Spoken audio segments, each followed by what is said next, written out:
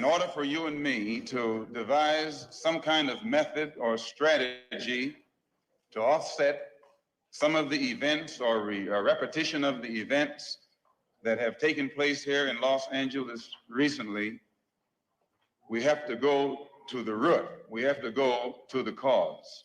Dealing with the condition itself is not enough. And it is because of our effort toward getting straight to the root that people oftentimes think we're dealing in hate. We are oppressed. We are exploited. We are downtrodden. We are denied not only civil rights, but even human rights. So the only way we're going to get some of this oppression and exploitation away from us or aside from us is come together against the common enemy. Who taught you to hate the texture of your hair? Who taught you to hate the color of your skin to such extent that you bleach to get like the white man? Who taught you to hate the shape of your nose and the shape of your lips? Who taught you to hate yourself from the top of your head to the soles of your feet? Who taught you to hate your own kind? Who taught you to hate the race that you belong to? So much so that you don't want to be around each other. No, before you come asking Mr. Muhammad, does he teach hate? You should ask yourself, who taught you to hate being what God gave you? And I, for one, as a Muslim, believe that the white man is intelligent enough.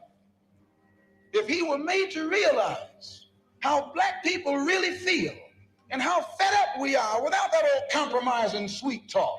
Stop sweet talking it. Tell him how you feel. Tell him what kind of hell you've been catching, and let him know that if he's not ready to clean his house up, if he's not ready to clean his house up, he shouldn't have a house. It should catch on fire and burn down.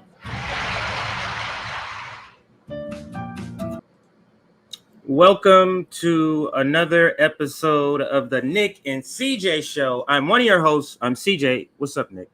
What's poppin', my friends, my family? We are back once again. Nick and CJ.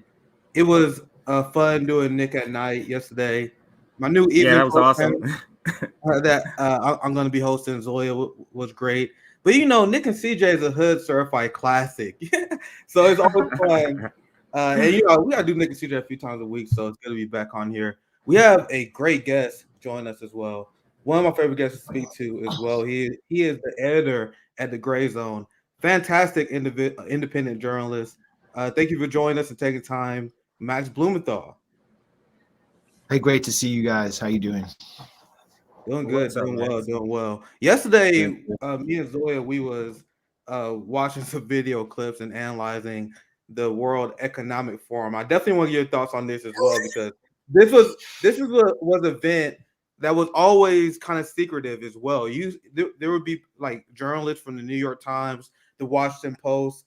They would be invited to these events, and they would be told, like, you just don't tell anyone what you heard at these meetings. Now it's so publicized that they can't really help like people paying attention. So you have the media. And I want to get your thoughts on this in the event in general. I got a few clips I want to show you, because this event has been very telling. Like it's pretty much been filled with pompous warmongers. So, Matt, I want to get you in here to share your overall thoughts. But you see this headline, because people are starting to catch on. They said, as the super rich, this is CBS News, as the super rich gather in Davos, online conspiracy theorists make a bizarre claim that the world is run by the super rich. So, are we crazy conspiracy theorists, Max Blumenthal? No, you're a conspiracy analyst, because they're gathered together to conspire largely against the global working class. And I mean, I don't even know if they're trolling with that headline or what. It feels like it. Like, take the WEF aside, take David Schwartz aside, take all these people aside, and the world is ran by the super rich. That's an objective fact, even taking Davos aside. But you see how they try to get A1. Oh, don't A1 relax.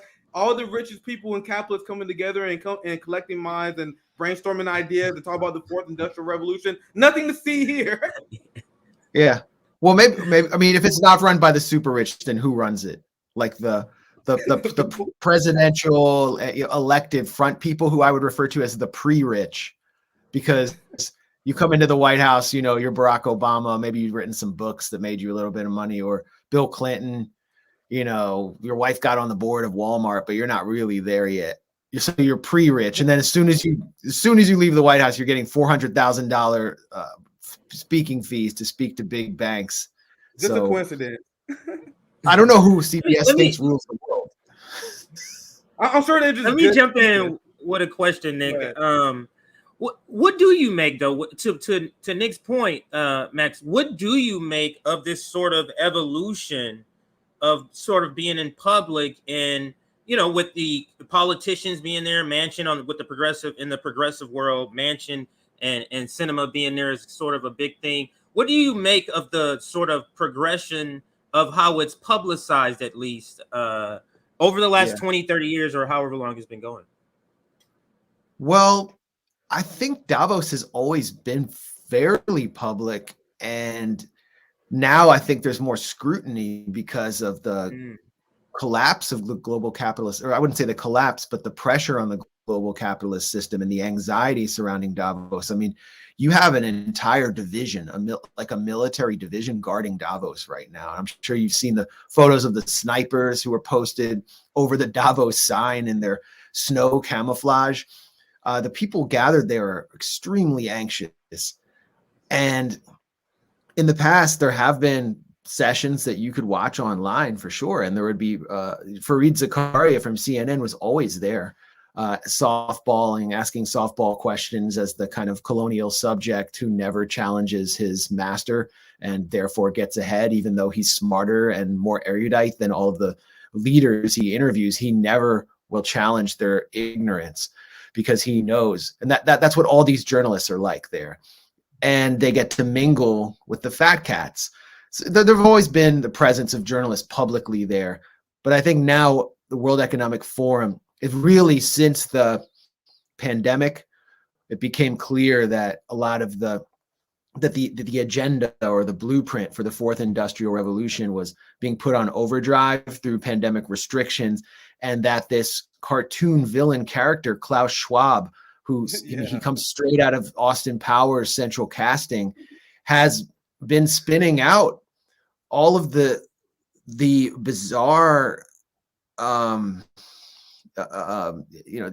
he all of the ideas that came together during the pandemic under the rubric of fighting COVID, like digital vaccine passports, for example, lockdowns, or remote learning, the kind of digital world, what he calls the Great Reset. I mean, he patented that phrase.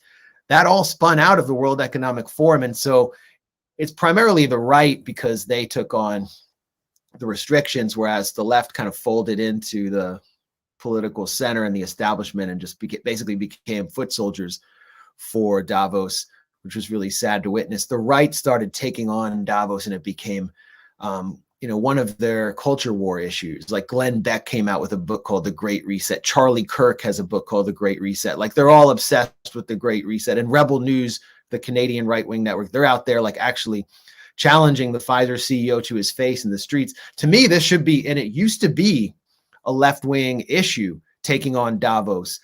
Growing up, like the protests against the World Trade Organization in Seattle, the Seattle battle in 1999 really set the stage for what should be a full court press against the global capitalist elite gathered at Davos, but the left is absent from it. So it's become a right-wing thing, but go ahead. Yeah, we've been talking about this weird shift, and whether you agree with how the right talk about it or not, but they've been calling out these oligarchs at Davos. I've been seeing them calling out Democrats at protests. We played this video of them mocking liberals for caring more about funding Ukraine instead of the homeless. And it's been very weird to see. Now you have the right calling out the crimes of the FBI. Ilhan Omar flopped and now is defending having no oversight of the FBI whatsoever. So it's very disheartening as people who are militantly against the FBI and the power of the capitalist class. To me, the World Economic Forum is just a what Marxists we've been warning about: the collection of global capital, the creation of a capitalist dictatorship. But go ahead, Max, if you want to expound on that. If you want. Yeah, well, I mean, the World Economic Forum is more sophisticated than other gatherings of, you know, capitalists at the Chamber of Commerce that are involved in the extraction industries, and they just want to make as much money as they can rapidly. They have the long view, and they're even willing to advance a kind of system that incorporates elements of socialism. There are elements of socialism or social democracy that are incorporated into the Great Reset, like UBI, for example. You will own nothing and be happy. These concepts are being promoted by this wing of the global capitalist elite to cope with a part of the population that World Economic Forum Yuval Noah Harari refers to as useless eaters. And that's the part of the population that was required to drive mass industrialization across the developed world, across the so-called first world, and they're no longer needed. Development has taken place, and now as we move into the fourth industrial revolution, the only thing for that surplus population is to be put on Oculus and and given a steady dose of video games and porn and UBI until they just burn out, or maybe they take opioids, like the population that was just genocided across the Rust Belt after NAFTA and the free trade agreements, when basically the U.S. offshored its entire industrial base. So what happens to that population? They need to be dealt with in some way, but they can't just all be killed. But the fact is, the World Economic Forum, the people that are really invested in the vision of a Great Reset, see that population as in the way. And another, they see them not only as in the way, but as dangerous. They have a Malthusian point of view that population is causing climate change. There are too many people on the earth. There are too many people, particularly in the global south and the third world. And we cannot allow the third world to industrialize, because what are they going to do to power their economies? Well, look at what Venezuela did to have Bolivarian socialism. What Naomi Klein calls petropopulism, something horrible because it depends on fossil fuels. So Africa, well, Africa, you know, there's a lot of resources there. There's a lot of rare earth minerals, but that population, I mean, they can't be allowed to have socialist-oriented sovereign governments that will actually have an industrial base. So they're being given, you know, maybe some opportunities to digitize, but they're not being given opportunities to industrialize. So the World Economic Forum has co-opted a lot of narratives that are traditionally left-oriented. Like UBI does come from this socialist context, and there's a lot of people on the left pushing UBI, and you know, Klaus Schwab believes in that, and also the obsession with climate change. And so a lot of people on the left are reluctant to criticize them for those reasons, I think.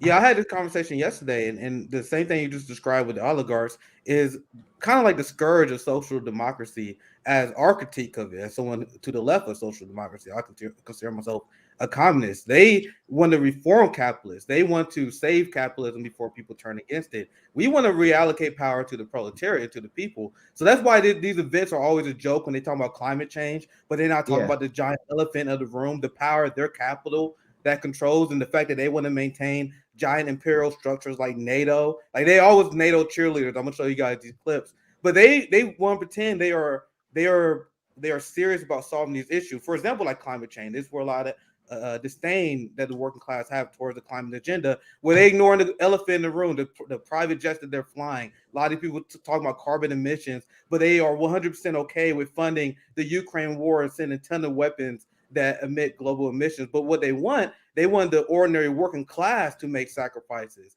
They want to tell the global working class, the global south, to not industrialize, instead of us looking at their capital and their power. So they bastardize a lot of good ideas that come from the left, and the weak boutique left happily goes along with it as well. And if you want to chime in on that, you can. I want to show you guys some clips as well with them pushing Ukraine. But Max, you want to chime in? Well, Al Gore was complaining that climate change is going to cause not just millions of climate refugees, but 1 billion refugees, which will make the world ungovernable. He's always using these kind of shock scenarios to try to rustle up more money for his Generation Investment Management firm, which is aiming to exploit the $1 trillion of profits that are just sitting there for the fourth industrial revolution, and specifically renewable energy. He actually founded this investment firm with the former Goldman Sachs executive before he signed the deal to make his Inconvenient Truth film about climate change. So for him, it's all about profits. But the other thing is, okay, you don't want climate refugees. You don't want refugees. You don't want these unwashed masses coming to your garden, as the EU Foreign Secretary Joseph Borrell called Europe, a garden surrounded by a jungle. So let's say you don't want that. Why won't you allow African leaders to be nationalists? That's another thing, by the way, the boutique left hates is nationalism, because they associate it with fascism or Trumpism. And, you know, that to some extent that's true. But in Africa or Latin America, nationalism takes on a totally different meaning. Thomas Sankara was a nationalist first and foremost, and he embraced socialism. They're quick to condemn those people too. But go ahead, man. They're quick to condemn those people, and they are like cultural imperialists. So, and they help enable imperialism with their like need to import their culture on these people, and that give the imperialists the excuse to involve themselves in these countries. But sorry, go ahead, Max. You can. Yeah, well, I mean, and we three know that if African leaders were able to embrace a vision of advancing their national self-interest, that would mean that they would exploit their own resources for the benefit of their people and engage in land redistribution for their people. And that's what Sankara did. And that obviously was forbidden because they cooed him to death. So that would be a great way to prevent climate refugees from Honduras, for example. The refugee crisis and the pressure at the border is enormous at the US-Mexico border. Whatever you think of mass immigration, everyone agrees that there's a crisis at the border. So why did the US, under the watch of Hillary Clinton, coup Manuel Zelaya, the most popular figure in Honduran politics, who was presiding over an economic renaissance? There was no migration crisis until they removed him. So this is the one of the core contradictions or hypocrisies of the World Economic Forum elites. And so it really exposes what they actually want to do with climate change, which is just rustle up money, because global capitalism is in crisis. They need new profit centers. And one of those profit centers is what? Mining for lithium and other minerals that are required for these rechargeable batteries that will be, by 2040, a majority of energy to individuals on the earth. Yeah, but you so on point, because that is the criticism that we have, and that is the boutique left is complicit on misleading the climate justice movement on this. The top 1%, they are responsible for all the emissions, but they come up with these bullshit ass. They push like you have Pete Buttigieg that said everyone has to buy a hybrid. No, to me, any climate conversation without class war, without the dismantling of the military-industrial complex, is a waste of time. And while they all talk about climate and pretend they care about that, you have them all pushing Ukraine. I want to get your reaction to this, because we still got quite a few things to run through. Yeah, sorry. No, it's all good. I want to make sure I respect. There's a lot of great things to talk about. But this is the message, along with their climate posturing. That's what drives the frustration that comes out of people. We explain this all the time. They see the hypocrisy. They ask you to make sacrifices, but they're okay with expanding weapon sales that is responsible for larger carbon emissions than we ever will be.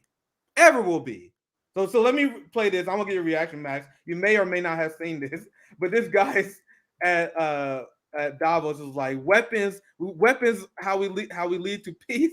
You can't make this shit up. Let's listen to this. It is extremely important that President Putin doesn't win this war. Partly because it will be a tragedy for the Ukrainians, but it will be very dangerous for all of us. Because then the message to authoritarian leaders, not only to Putin, but also other authoritarian leaders, is that when they use brutal force, when they violate international law, they achieve what they want.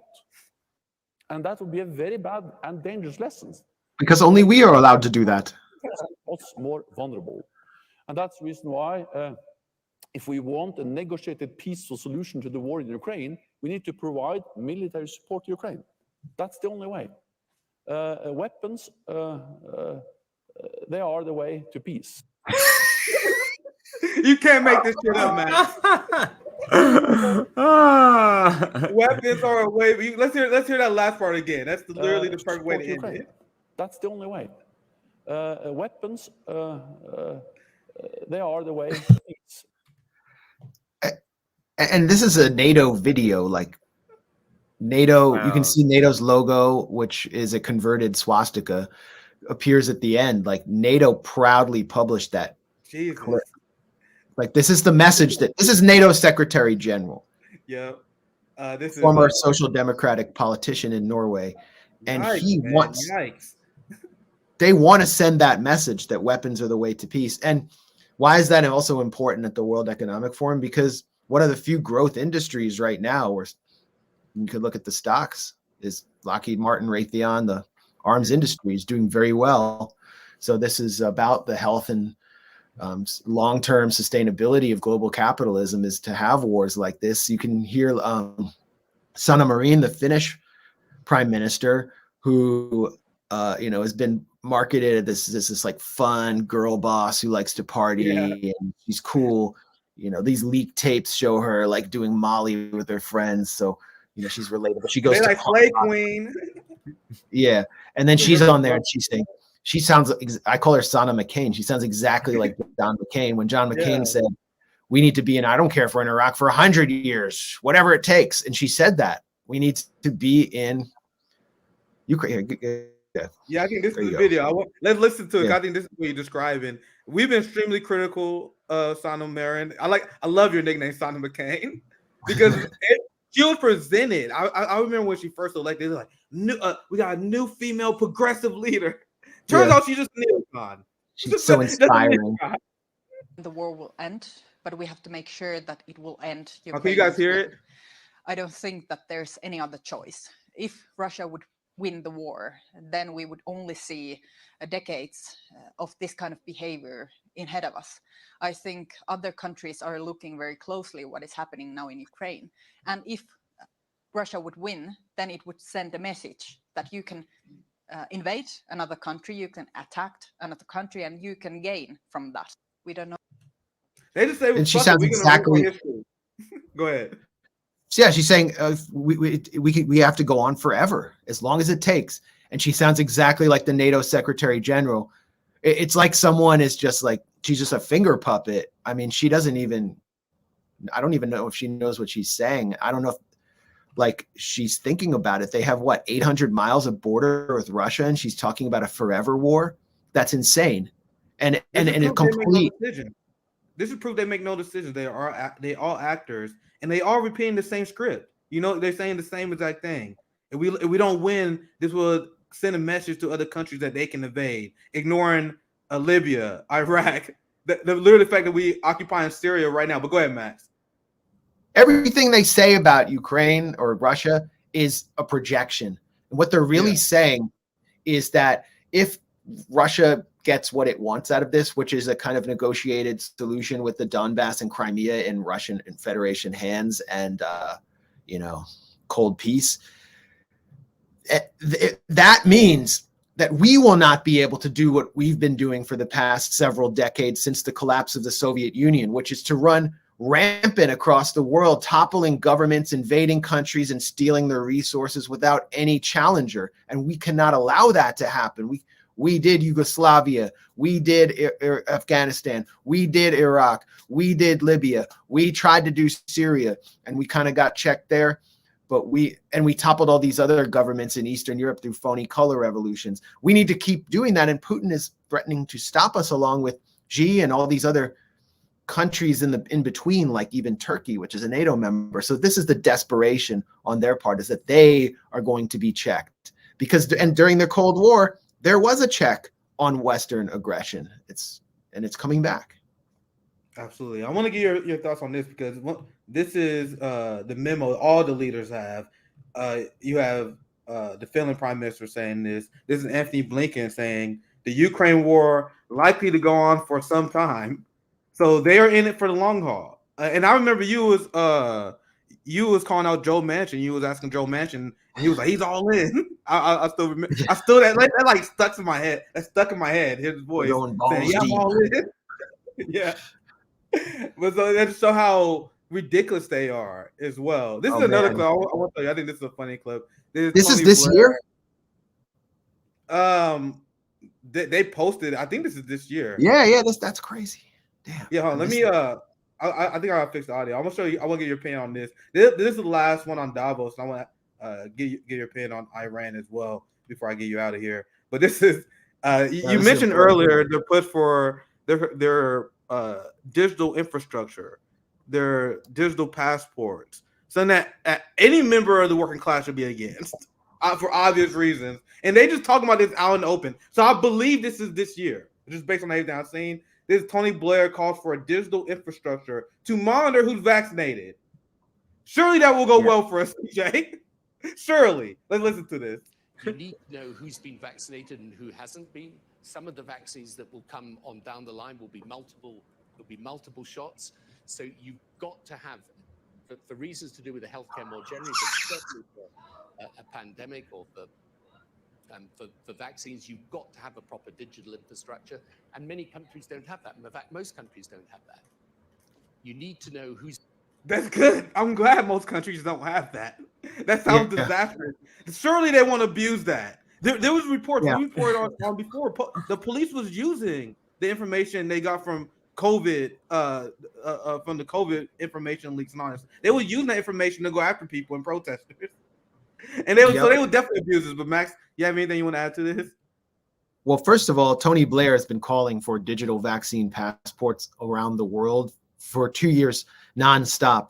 And it relates directly to the $20 million in donations that the Bill and Melinda Gates Foundation has provided to the Tony Blair Institute. It's hilarious that it's called an institute. It's just a pay-for-play operation. And Bill and Melinda Gates are heavily invested in this. So what it does, first of all, is forces everyone into a system where in order to participate in society, you have to take the injections that Bill and Melinda Gates have invested in. They pay for the research for a lot of this. They helped pay for mRNA research. That's how they're making their money.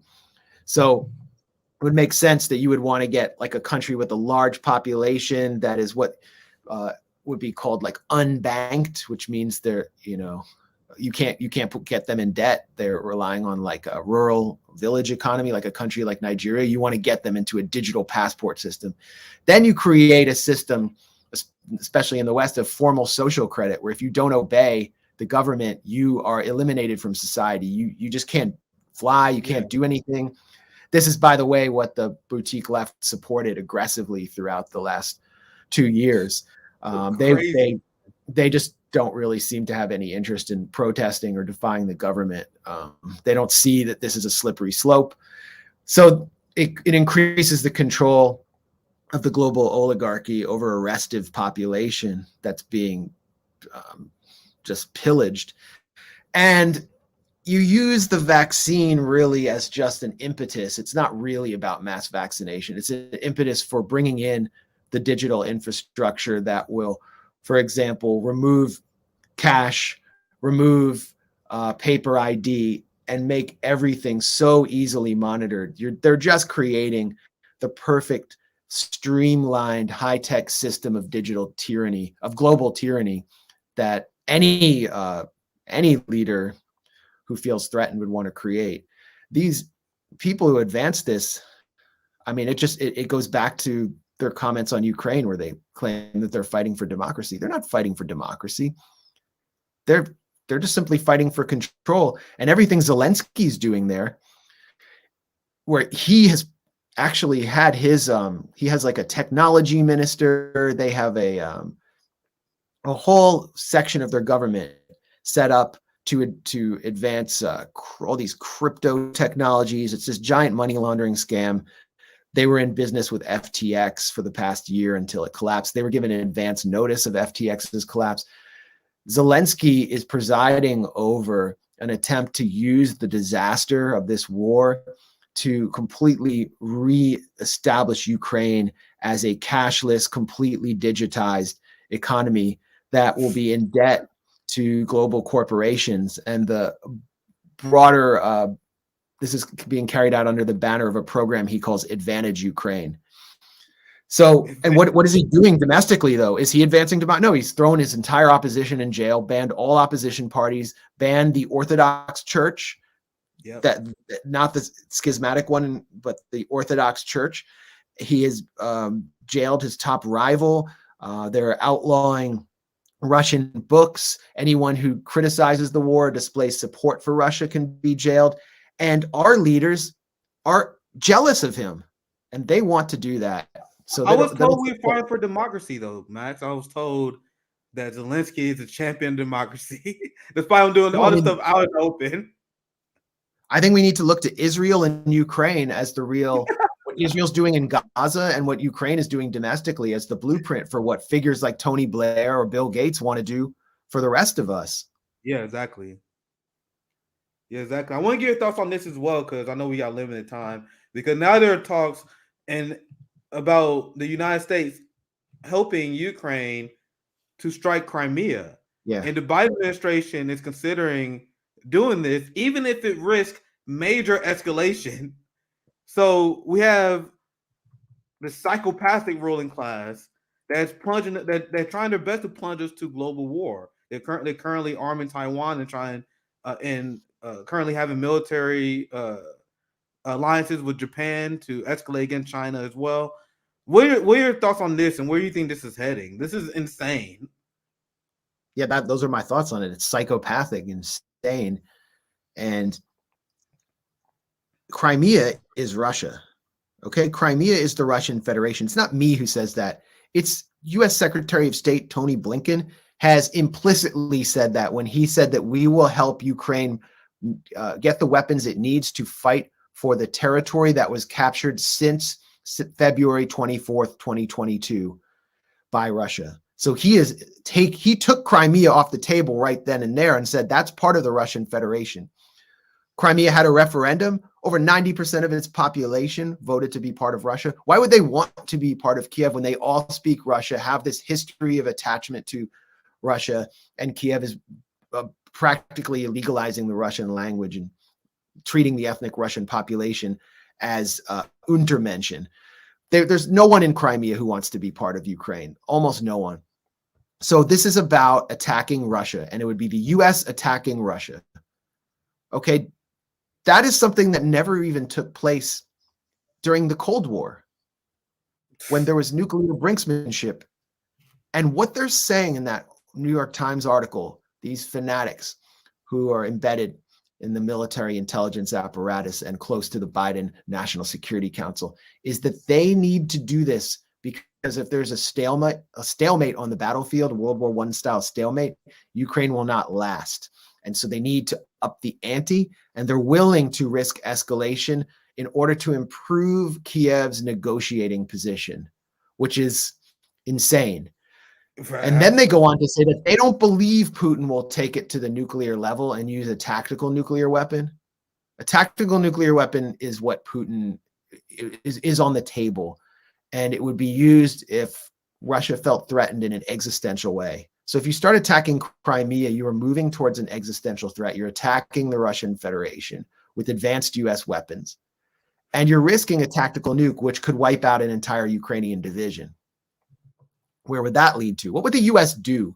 And what would the media? I mean, our media is insane. If the president doesn't want to do some attack, you look at any press conference in the Rose Garden, the media will start pushing him to do it. They would do that. They would do it in Syria. They'd be like, but there are photos of dead children. You're not going to attack Syria. How could you? And Trump would be like, I'm going to do something. Fine. And you could just see him being moved by these 30 and 40 something freaks who've never fired a gun, who just come straight out of the Ivy Leagues, and like they're disgusting. So it would be like that on steroids. I don't know where that would go. Yeah, to your point, the media cheers on the people who are already crazy warmongers. We played this clip of Ali Veshni, where he was like, why is the West giving them more weapons? So Biden already gave Ukraine weapons that is more than the Russian military budget. But MSNBC is like, you guys are not doing enough. And I see notice this trend of where the media is like cheering them on to be more warlike, even though they already crazy war criminals. I want to get your last thoughts on this, because I know we're running low on time, because I definitely want to ask you about Iran and your thoughts on this uprising, which I've been watching with a cautious eye for obvious reasons, because obvious what the United States would take advantage of in other countries to destabilize countries they do not like, right? So it's one of the things where like, I don't want to undermine any protesters, but it's kind of obvious when you see Western media heads and Western intelligence start to mess with the uprising, right? And I want to share this story with you. And we're going to talk about the propaganda that came out of Iran for our last story. And this is the kind of stuff where like you lose me here, like me being skeptical, right? Because I don't want to undermine anyone who protests in government, but I am also going to call out cover revolutions, period.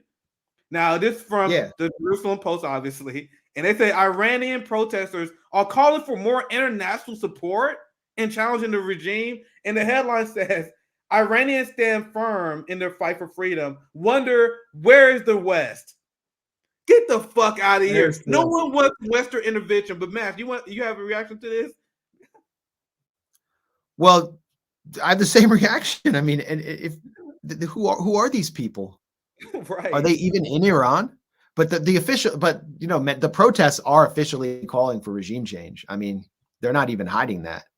But they say here, Iranians inside and outside of Iran. I mean, a lot of this is the like 79ers, the MEK types, the monarchists, and they've been saying this for a long time. But now they have an unprecedented information war on their side now. The nature of the protests is different than in the past, and it's something that's more appealing to people in the West. It seems like a protest against the killing of a woman for not wearing hijab, and like, what do we value more in the West than our individual freedom and women's right to dress how they want?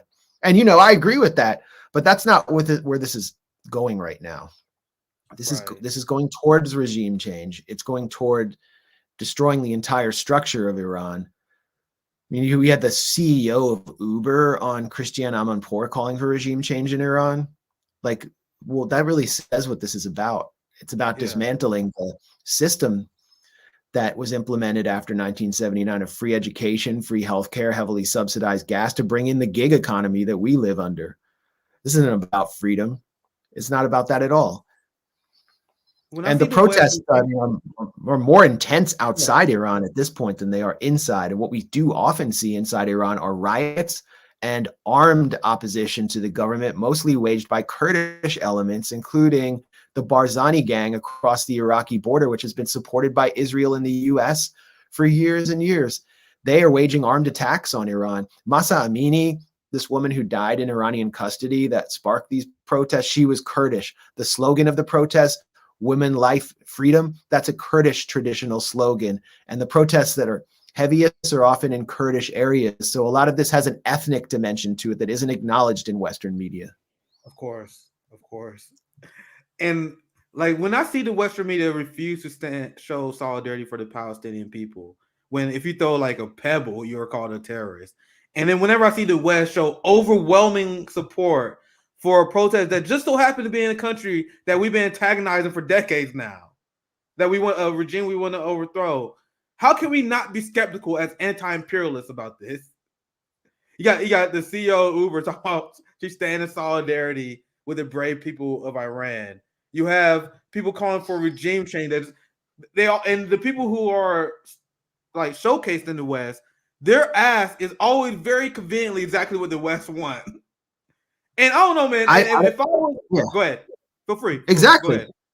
Yeah, if the U.S. is totally behind a protest movement or Israel is behind a regional protest movement, you can pretty much write it off as being progressive in any way.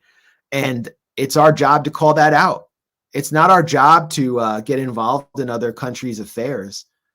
I don't believe women should be forced to wear hijab or told which way to wear their hijab, but it's not my country. It's not my society. It's not my place. Okay, so I'm not a cultural imperialist, and it's just pathetic that a lot of anti-war organizations reflexively supported the protests without even. It's not your place to issue a statement in favor or against it. Just warn against the consequences of external elements weaponizing the protest. But they don't do that. They always have this premature ejaculation where they have to do that to maintain their credibility. And it was the same in February 2022 with a lot of anti-war groups in the Ukraine proxy war, where they all felt like they had to come out and condemn. It's not your country. Your country is actually Ukraine, because the whole Ukrainian government is being propped up by the US. So stay out of it. But, you know, it's not what it was. Yeah, my ideology, I believe that you should lead by example as a society. Like, don't be a cultural imperialist, mind your business. But if you live in a society where you allow democratic change through protest, if you take care of your proletariat, the members of your working class, increase of life expectancy, house your people, have a happy society while not getting involved in other countries, you can influence people you do trade with. You can, and by leading by example, that's how you spread positive change, not by cultural imperialism, like many people, as you point out, on the left do. I think that's the best we can do. Just have a good country. Until we have a good country, in our country right now, they literally use tear gas, which is a war crime on their own people. Beat the shit out of their own protesters, but then they want to look at Iran and point the finger at Iran. You couldn't be a bigger coward if you're one of the people that live in the imperial core, but you spend your time criticizing Iran as they beating the shit out of the protesters here. So lead by example and then influence the people you do trade with. Influence the people that's my theory of change. That's the best I can think of. But if you want to add anything else, I want to go over your grades piece real quick. But anything else you want to add, Matt? Well, just to quickly go over it, I mean, the piece is by Satara Sategi, who is based in Isfahan, Iran, which is an Iranian city, a major Iranian city that doesn't get a lot of attention like Tehran does, but the protests there have been not very big. And Christopher Weaver, who works with us at the Gray Zone, he produces our show that's now on Pacifica Radio in New York and LA. And they put together a collection of 10 of the fakest fake news stories about Iran. I mean, as I said, this is an information war. It's playing out this was crazy on Instagram. It's playing out on Instagram with a lot of celebrity influencers who've never thought or spoken about Iran before and are suddenly weighing in, introducing false claims that Iran sentenced 15,000 protesters to death, just completely fake. There's another story that got a lot of attention that basically relied on an image from a movie that was something like 7 years old. And this image keeps being repurposed of a father dancing for his dead daughter. And so she's died 3 times. She died 3 times, according to their propaganda. Yeah, I mean, it just goes on and on. This is 10 fake stories, but like so many of these stories are fake. And a lot of them pertain to Iranian security services shooting protesters. And I just wanted to make 2 points there, which is number one, there have been people sentenced to death for their participation in the protests. And in many cases, there's video of them actually knifing cops to death, killing. They're not cops. They're members of the Basij brigades, who are basically government supporters, who are volunteers, and they are unarmed. And they're kind of like standing around making sure protesters do not attack stores or something like that, or do anything violent. There's one particular case where a guy, he murdered 2 Basij students who were completely unarmed, that he confessed to the whole thing, said he was sorry. They executed him, and Amnesty International issued a statement supporting him without mentioning that he murdered people on camera. And they would never do something like that for someone who did that in the US. And of course, the cops would have shot him dead before he could even, I mean, they would have brought in a drone strike on him in the US. Then they would have shot his dead body. Then they would have thrown his dead body in a vat of acid. Then they would have poured the vat of acid into a nuclear dumping site. I mean, it's insane. And then the second point I wanted to make, I mean, no one looks at the context of what's going on there, or has any understanding of the Farsi language or Iranian political culture. No one's looking at the other side of the story. So that's what we tried to do with this. And the other point I wanted to make is the protests in Peru right now against this unelected junta leader, Dina Boluarte, are so much more intense than Iran. And people are being killed by the dozens by the Peruvian security forces, shot with live bullets. There were 17 killed in a city called Juliaca last week. 17 in just a few hours. And where did you hear about this? Like, you have to scour the internet to find any details of it in English. And the government is under siege by protesters. But the U.S. State Department supported the removal of the elected leader, former indigenous teacher Pedro Castillo, and his replacement with an unelected junta. And so we're not hearing anything about it. But that's where the protests are at right now. They're right in the Western Hemisphere. And yeah, the left should be talking about that a little bit more. Yeah, absolutely. And in this article, which is very fantastic and entertaining, read as far as I'm concerned, because you see the blatant lies. CJ, this is exactly why I say all the time. Anything I hear from Western media, I assume is a lie until proven otherwise. Yeah, you got to prove to me when you come from the New York Times, the Washington Post. I give you guys a lot of benefit down the gray zone, but if you come from the establishment, you got to prove it, hard evidence, before I take what you say seriously. And the reason why they get away with this, it's the same thing where they're just American bias, where they just believe anything about a Middle Eastern country. Same with the DPRK. Open the New York Times, open the Washington Post, like the print edition, and it reads like every article reads like an opinion page written by some liberal imperialist. Like they just cannot stop injecting their opinions. Like Russia is sending it's a brutal and savage assault on the city of Bakhmut with released convicts as Putin increases his autocratic pledge for restoring Russia's greatness. And I'm just like, is this a news report or what? A literature class. Nick and I did a segment on the adjectives of these warmongers. The adjectives they insert here is so funny. Go ahead. I know he has to take off in a second. So I mean, I do gotta get off. Actually, you want to tell people, like, where can people find you? What's coming up for you? What's the latest? Anything? Are you appearing anywhere we should be looking out for coming up? Yeah, thanks a lot. I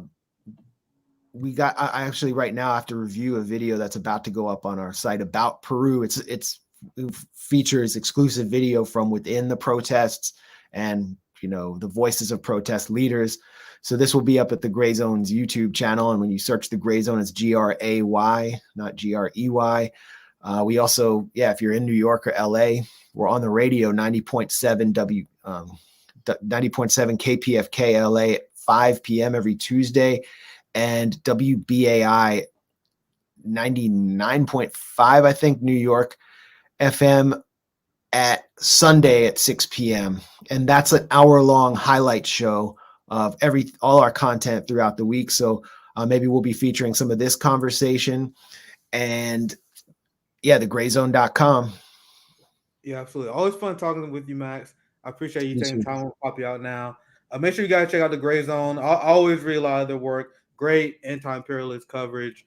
CJ, I'll pass it to you so you can do something. Yeah, I'll do something. I'll be right back. I'm gonna take a quick break. Yeah, go ahead. Right, do you? Yeah, that was a long, straight interview that I asked a few questions, but I pretty much was sitting back and wanted to enjoy the discussion because I knew it was short. I knew he had a short amount of time.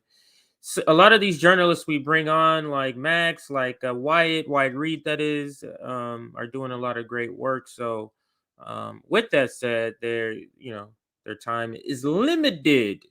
But as Dana said, it was a great interview. I guess we can do a couple of announcements here, and then we're gonna start with the DC Council overturned a veto by the so-called progressive mayor in DC, and Fox News talks about it. So I kind of wanted to jump into that story first, and then we got a bunch of other stories we're going to be getting into.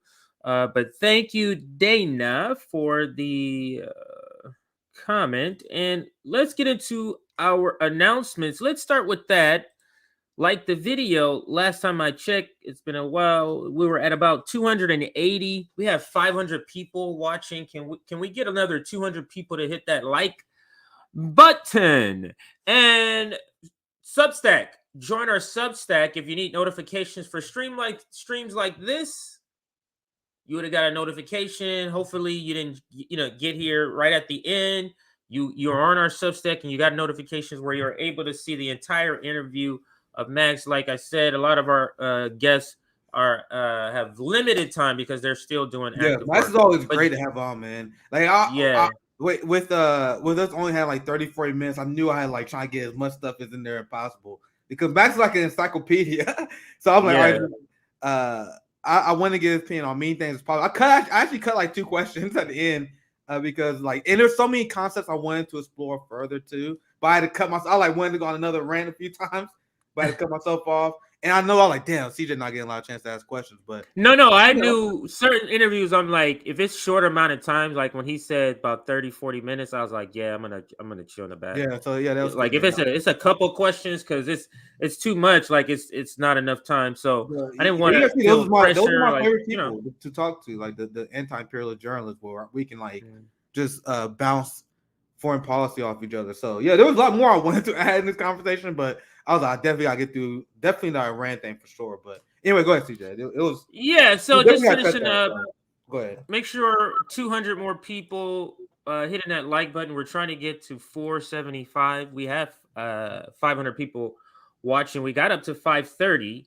So another 200 people hit that like button. We will get to that goal. The other thing is our website is up. So make sure you check that out. The website URL on the screen for those listening, www.revolutionaryblackoutnetwork.com for those listening.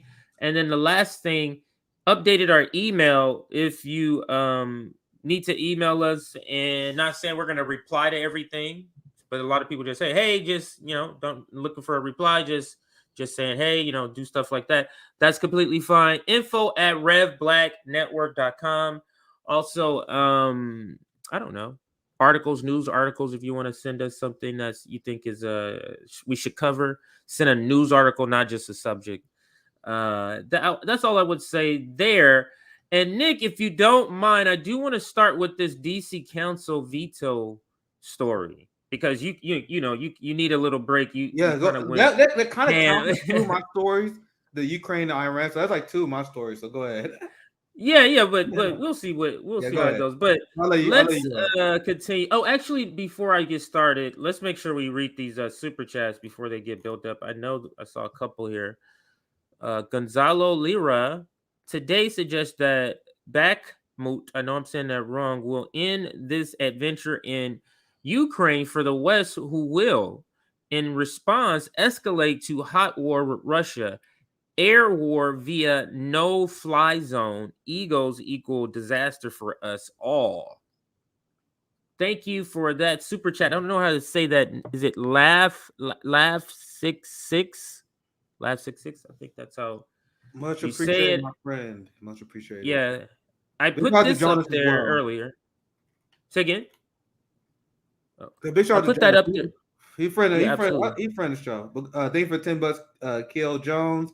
Obama went to Africa when he was president and told them not to get air conditioners because it would drive climate change. Yeah, I remember that. See, that's the kind of shit that makes everybody can't have it. Right? Basically saying everybody can't have it, just the white people in America. But the audacity for Americans, for even white races to think that the rest of the people are going to just be fine with that is astonishing to me. But again, let's get back to this story. First story, Case Study QB provided this video. This is trigger warning for you, Nick. If you haven't seen it, to kind of get you ready. This is one of the people that I told you. This guy is. We do our propaganda ratings and our propaganda. Yeah, this is a hard one to watch. This guy is definitely up there, but I don't show him because he one of the people I have a very hard time sitting through. When I watch Morning Joe, and I got a segment for you guys on that, it's like watching a propaganda artwork, right? This guy is like unbelievably hard to sit through. Like just his overall smugness, and I don't find a lot of value, but they do what they do very well at the 5, and they're like one of the highest rated shows as well because they're pretty good at it. But go ahead, CJ. Yeah, this guy, he's one of the people I can't watch and I can't stomach. And then when he got the promotion, because he was used to be the street guy, when he got the promotion, I was like, oh my God, this is gonna be several decades with this guy. Yeah, big shout out anyway. Big shout out to Case Study as well. Absolutely. Let's go with the video. Criminals hitting the jackpot in this liberal city. The Washington, D.C. Council moving to reduce the penalties for carjacking and other violent crimes after overriding a veto from progressive Mayor Muriel Bowser. She is furious. I don't think it does anything for safety. which is the argument that I've made for many, many months, and why I veto the legislation. The new rules include reduced maximum sentences, the elimination of nearly all mandatory minimum sentences, and expanded rights to jury trials. Even the liberal Washington Post thinks it's a step too far. Quote, DC's crime bill could make the city more dangerous, Judge. When the Washington Post says you've gone too far, you've probably gone a little too far. You know what's amazing about this, Jesse? I mean, this is pretending. These are the dum-dums that pretend that the Washington Post is left wing. Like, these are the people, when I see these clips of Fox News all the time, they pretend that MSNBC is left wing. Even though they will run unapologetic propaganda on their shows. Washington Post runs propaganda almost every single day. But they still pretend, like, if even the Washington Post calling you, you've gone too far. Like, no, this is what they always do. You guys are playing the game. You guys reinforce. Is it simply because the owner has been given that name? Is it because it's Jeff Bezos? Is that why it's been given? I'm trying to, but from their point of view, not from reality. Their point of view, anyone who's Democrat, anyone who's not Republican is a filthy leftist, hippie liberal, right? Anyone fucking left of John McCain is considered a cultural Marxist or whatever. But go ahead. That's so funny. All right, here we go. The mayor. This is one of the mayors who wrote on the street, Black Lives Matter. She named the street Black Lives Matter. Black lives do matter. Yeah, and yep. That's all I'm going to say about that. Now, listen. Oh my God. That was their racist moment. That was like, we can't let our racists out here. That's why I have a hard time watching the Five, because they have constant cringe. They have constant cringe, humor dialogue. Jesus, it's so hard to sit through. But Fox News viewers, once again, this is literally the Five. It's literally one of the highest rated shows on TV. Like, Tucker Carlson kills it. And then, like, the Five is like, it will be like top 3 or top 4. Yeah. And every time I watch it, they have the worst, like, dialogue with no soul. Just like, you know, it comes from people. It's zingers. It's just filled with zingers, like one-liners from movies. Yeah. That's all they just go back and forth. This guy on the far right, he's just there really just to provide comic relief. Like, when they go to him, he literally tells jokes. Go ahead. Have you seen this dude? He does like a Jon Stewart. He's like this right-wing Jon Stewart guy. And it's literally the most cringe shit I've ever seen in my life. Like, he does these bits and then it will like zoom out to the audience every once in a while. It show a bunch of old boomer Southern white people, and they like barely laugh at his Facebook dad jokes. It's so horrible, but apparently it works because this is one of the highest rated shows on cable. It shows why the American people have no discipline. They're class traders because they listen to this show. Full capitalists who are class loyal. But go ahead, CJ. I mean, unless they're listening to it for comic relief, yeah, it's pretty sad. And even that's sadder. That's actually worse. Because Greg Gutfield, whatever his name is, this guy's comedy is so bad, so unbelievably bad. But go ahead, CJ. All right. One of the things about this is that the maximum penalty for someone who commits a violent felony with a gun, you know what the maximum penalty is? 4 years. That means I could shoot you with a gun 4 times. You'll never walk again. Maybe I'll shoot in the head. Why does it have to be me of all people? Okay, because you're asking the questions. White lives matter. All right, and the truth is, thank you. And the truth is, 4 years. They don't care. This is what the left does.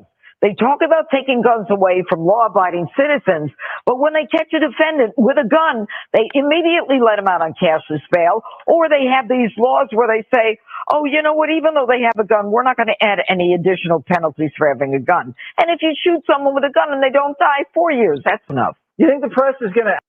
But think about the concept. I'm thinking, like, if I'm not political and I'm just going face value, why would having a gun just simply having a gun, not killing anybody, but just simply having a gun, add charges if you have a Second Amendment right? How does that play? Exactly. You get what I'm saying? Like, how does that automatically up charges just simply being in possession of a gun? I'm just thinking pontificating. All right, but let's continue.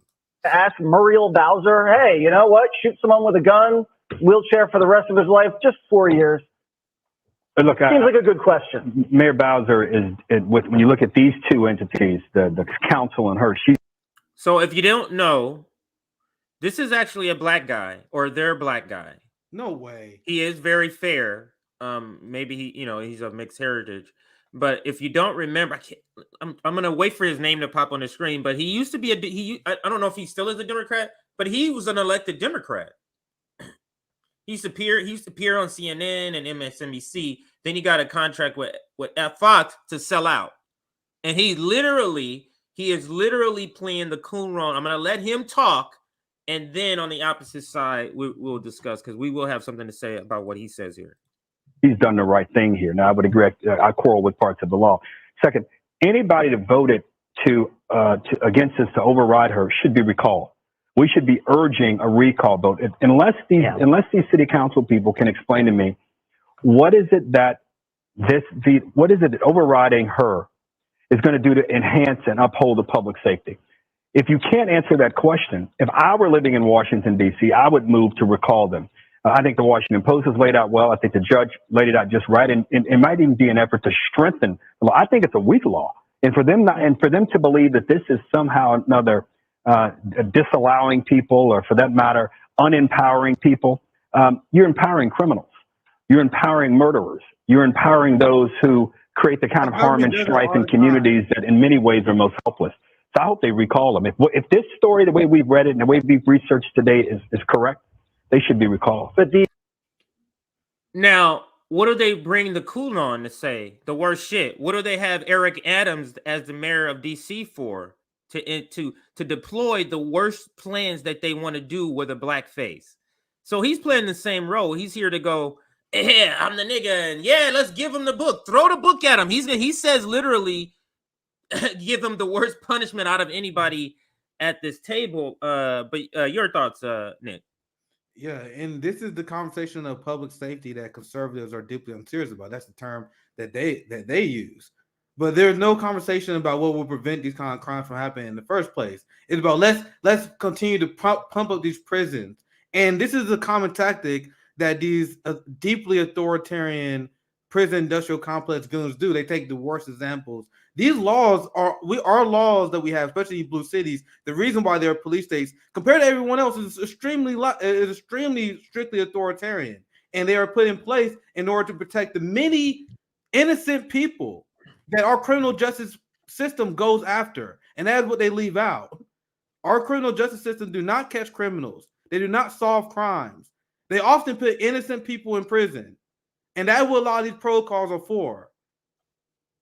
Like, and literally, I was gonna say, like, literally, if they solved crime and went after crooks, how many elected officials would be in prison? Like, if that was really your job for the corruption that goes off in plain sight. I mean, you got people that beat corruption charges that are Democrats. And what is his name? Mendez, and he's back in the fold. Just like, hey, what's up, guys? Oh, hell, that charge, forget that. You know what I'm saying? Like, but anyway, let's listen to some more. Go ahead. This is the argument they got grasped with, because they got to reconcile with the fact that these liberal mayors that are taking over LA, New York City, they have their same ideology for the most part. Lax on social programs, but focus on giant police budgets. Remember, Joe Biden took COVID relief money and gave it to the police. The NYPD is literally focusing on crapping down on the homeless while they're paying literally billions of dollars in overtime pay. So this is their strategy: of have giant police forces and then use that to reduce crime. But then they do a story like, oh my God, look at all these murders. Look at all these people that are shooting people. And they don't realize that doing this story, they're debunking their own law enforcement system. Because if your law enforcement system worked, you wouldn't be doing these stories about people being shot. Doesn't that show that your system is not working? That your system is not actually upholding public safety? Where, CJ, are they gang banging in the suburbs? Are suburb niggas gang banging? No, they're not. Not at all. So the obvious answer to this is to put everyone at that quality of life, which everyone else figured out. Every other country figured this out, and also European country figured out, like, if you raise the standard of living while also having laws that protect people who may be prosecuted who are innocent, which is literally most of our prison.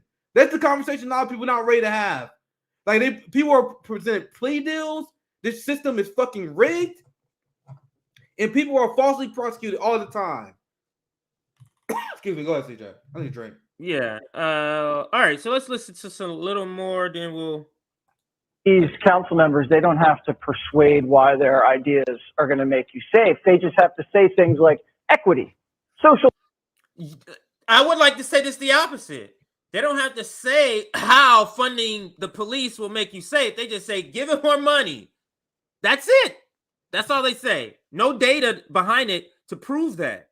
Justice, and the conversation's over. And that it's been unfair for so long. That's the reason they'll do that. But one of the things you said, Harold, is that you would move to recall them, but also you would probably. Harold is one of his name. Harold, Harold, Harold something. I forget his last name. Probably move. Yeah. But the problem for a lot of people who live in this area and are going to be victims of crimes, they can't move. Right. That's not an option for them. And I think that it's stuff like this that shows why DC is never going to be a state, because they come up with crazy ideas like this. The Congress still oversees DC. They will probably have to step in here, and the calls for DC statehood will again go by the wayside. Can Congress step in and do something? Oh, good. Greg, I mean, listen, if you're not going to behave, DC's never going to become a state. Isn't it crazy that this is our nation's capital? Yeah. And it's basically it's a Somalia. I mean, it's just a crime-ridden mess. It's funny he say it's a Somalia, which the United States has a hand in bringing it to the state that it's in. It is just bizarre. Yeah, and that's the trick that these people do. And you guys see that I'm extremely critical of these blue states that ran by Democratic mayors in the Black Congressional Caucus. And this is what the red-blue game does, where you have the right wing that focus exclusively on that. But they ignore the fact that red states, like you had a UN that looked into the red states. Like he did a tour of Alabama, Louisiana, Mississippi. And he was like, here's a study right here. He's like, they are literally living in quote-unquote third world conditions. So he said that these blue cities like Somalia, which may or may not be true, because I have no praise for how Democrats run their city, but they completely ignore. I'm going to share my screen real quick just so they can see the receipt. Yeah, no, go ahead. Do. It said UN shocked by the level of poverty in Alabama. We haven't seen this in the first world. And I also can speak to this because I live literally on the state line of Missouri, Kansas. I'm on the Kansas City, Missouri side. But right next to me is Kansas, where they had the libertarian experiment. And Kansas is a fucking hellhole. Like, it's just a joke. Like, it's night and day. Missouri is not anything special because we mostly ran by right-wingers as well. But Kansas had the libertarian takeover. You cross over, and it's literally, you had the good neighborhoods, Overland Park, and everything else is shit. The buildings are shit. It looks like shit. Like, it's just a horrible-looking country that we have here. That's why you have the new trend. I need to get Luna Oy back on. But you have a new trend. I mean, what do capitalists think is going to happen? Like, I mean, we can even interject the previous segment where we talked about Davos. Like, is that what they're there to say? Look, this shit is completely falling apart. We need to do up this shit or something. I just don't understand.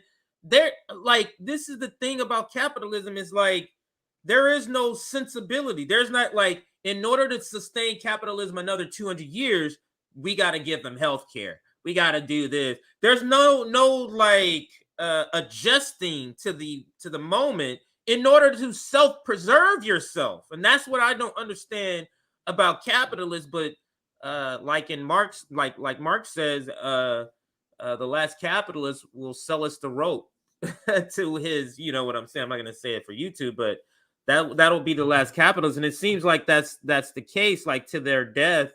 This is going to be the case. But his name in that segment was Harold Ford Jr. So you can look him up. He was a Democrat.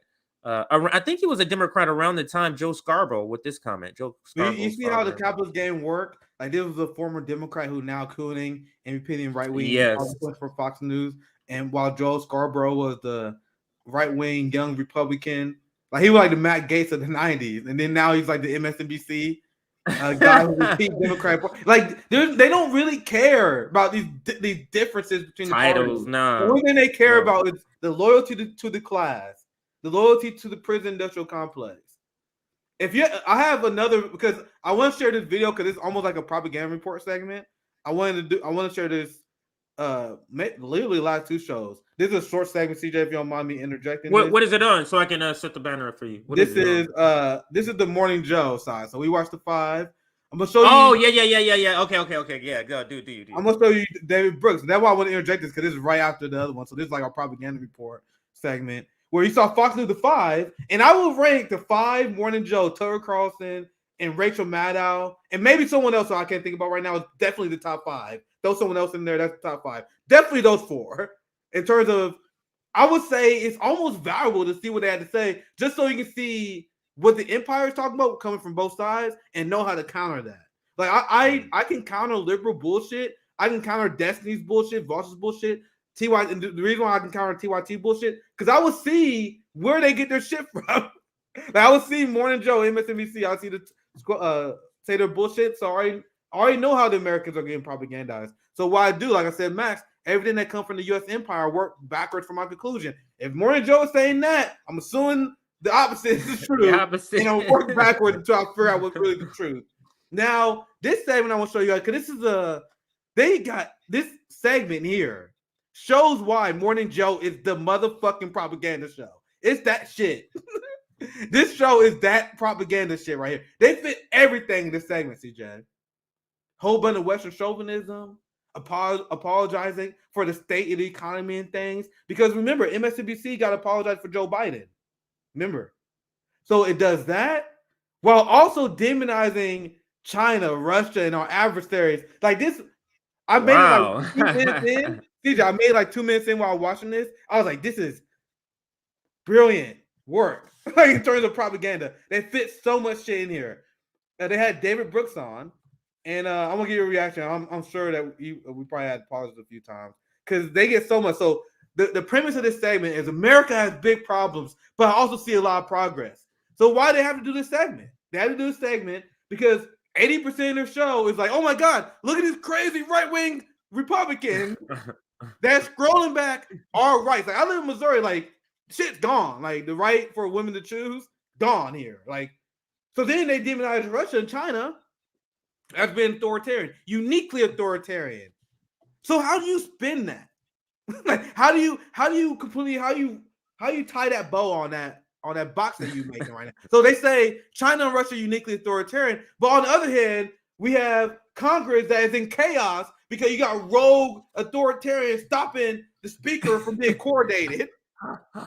So then every once in a while they gotta do segments like this. They kind of like explain shit like, yeah, I know we said America going through all this crazy shit. So I didn't know prepaid, but this is why I found this story interesting. And you're gonna see how much propaganda they fit in this. Maybe I was emotional when I went overboard when I explained it earlier. Yes. Last time, I was emotional. Me and Mika had an argument this morning. No, see, that's so fucking funny, dude. Because once you see that literally just tone this guy Joe Scarborough gives. Let's listen to it. This was classic. I made 2 minutes. I haven't seen it. Yeah, I haven't seen it. 2 minutes, I'm going in blind because after that one. Because that line piece that's entitled, "Despite everything you think you know, America is on the right track." And in it, you write this. You see, this is the part where they got to tell you, because remember, Joe Biden's in charge, right? Democrats maintain the Senate. So they are in charge of trying to present things are going well heading to 2024. So despite all that bullshit narrative we were telling you about how democracy falling apart, the crime is on the rise. They were doing those segments all the time. No. Yeah. Forget about that. America's on the right track. Don't get upset. Don't have any revolutionary thoughts. Anyway, let me continue. They'll explain some more. The story of America is a story of convulsion and reinvention. We go through moments when the established order stops working, people and movements rise up, and things change. The culture is a collective response to the problems of the moment. As new problems become obvious, the culture shifts. If there is one lesson from the events of the past year, it is that open societies such as ours have an ability to adapt in a way that closed societies simply do not. Just one thing. As you continue to watch this segment, ask yourself, how is this any different from the worst example you can find of state TV? Just keep that in mind. This is literally a state TV segment. Russia has turned violent and malevolent. China has grown more authoritarian and inept. Meanwhile, free democratic societies have united around the Ukrainians as they battle to preserve the liberal world order. America is a wounded giant. Guys, this is 45 seconds. You see all the propaganda they put in 45 seconds. I'm hurting. I'm just like, oh, that word. It's just like, you know what I mean? Go ahead, Nick. Go ahead. Go in the jab. The China is getting more authoritarian. Russia is inept. Like, bro, it's you guys, the Europe that's freezing their people. It's Americans got millions homeless without healthcare. But I'm kind of burying my point here. Let's continue. Look at this brilliant propaganda here. America is a wounded giant. That's going to be the thing. They're going to continue to say this. Let's listen. And many of its wounds are self-inflicted, but as America has always been a democratic societies have united around the Ukrainians as they battle to preserve the liberal world order. America is a wounded giant, and many of its wounds are self-inflicted, but as America has always been a wounded giant, and it has always stumbled forward, driven by an inner turbine of ambition and aspiration that knows no rest. It's so funny you say that. If you're looking at it that way. When I talk, David, to foreign leaders. Mika cracks me up. Look at Mika. She's laughing. I was like, that was good, Joe. But I swear we do so many segments, bro. She get turned on by good propaganda. Yes. I promise to God. So yeah, that's a good shit. She can't help herself. Shut the fuck up. Jesus Christ. But you see how America is a wounded giant. We always been a wounded giant.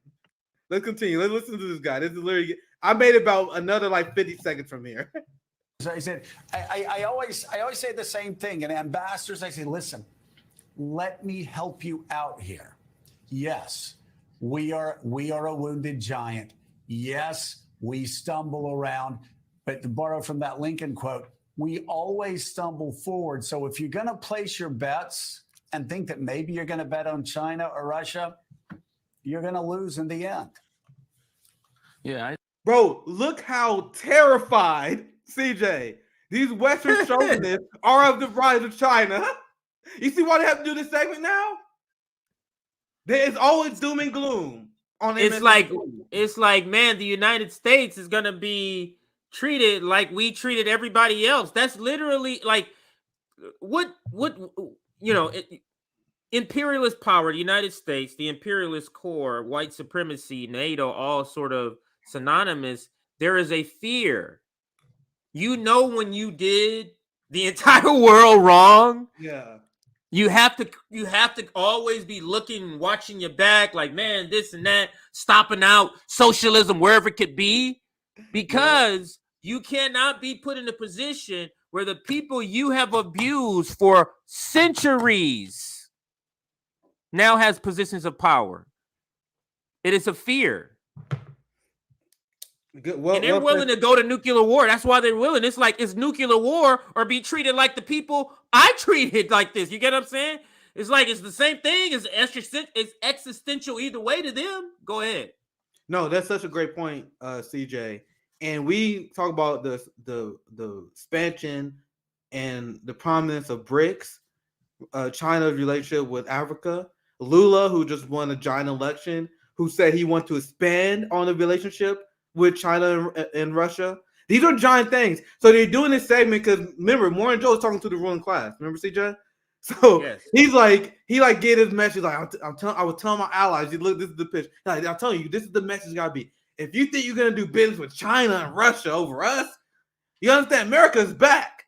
And they don't realize that literally to the rest of the world, they sound like a bad used car salesman. They say this shit, they're like, nah, bro, we doing business with China. Fuck out of here. But you see the desperation. Like with the 70s shirt, all different color, with the freaking messed up ass jacket and hair sticking out, and you know what I mean? Slicking his hair. Yeah, that's what America is. I want you guys to hear it again, because this is the desperate sales pitch that Joe Scarborough is imploring the rest of the Western chauvinists to use. Let's listen to this part and I'll let it play a little bit more. And we almost get into the no man's territory here. So we are a wounded giant.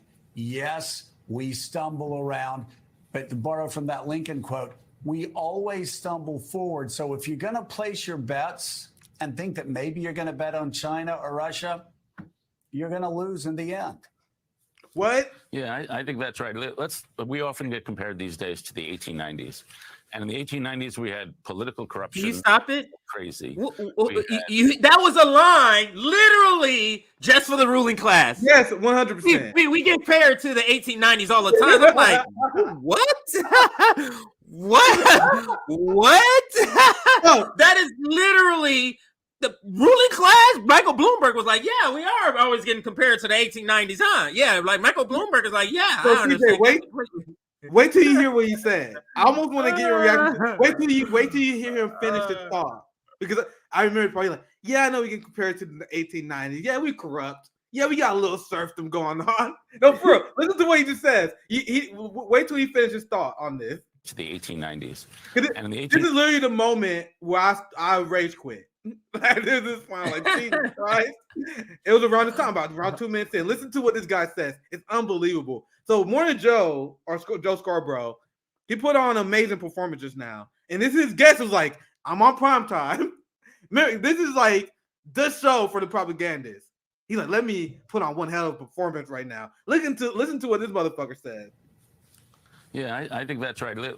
We often get compared these days to the 1890s. And in the 1890s, we had political corruption like crazy. We had rampant inequality. We had the oligarchs. We had lynchings. All these terrible.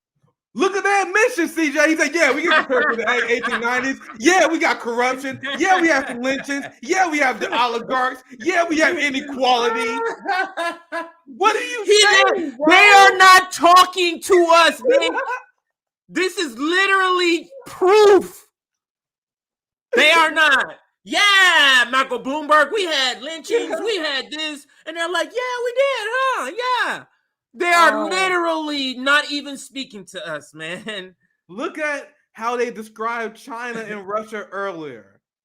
They're inept, authoritarian. But then this guy said, yeah, we get compared to the old oligarchs where there was slavery, lynching, corruption. Yeah, so what? Whatever. We are wounded giants. That's a wounded giant. Millions of people homeless. Literally 500,000 people dying in this pandemic that didn't have to, and we have health care. Literally a health debt epidemic, a children poverty epidemic, a family hunger epidemic. There's a little inequality. This is why I clicked X on the video. I was like, Jesus Christ. Let's hear that part again, because this is the biggest admission. That's why this guy came in hot, son. You guys see why Morning Joe is the king? Morning Joe, this show is the king. This is where the propaganda is burnt. Comes in hot, son. Let's do this part again. And this last part, we can write a statement here after a few more of their bullshit. 1890s. And in the 1890s, we had political corruption like crazy. We had rampant inequality. We had the oligarchs. We had lynchings.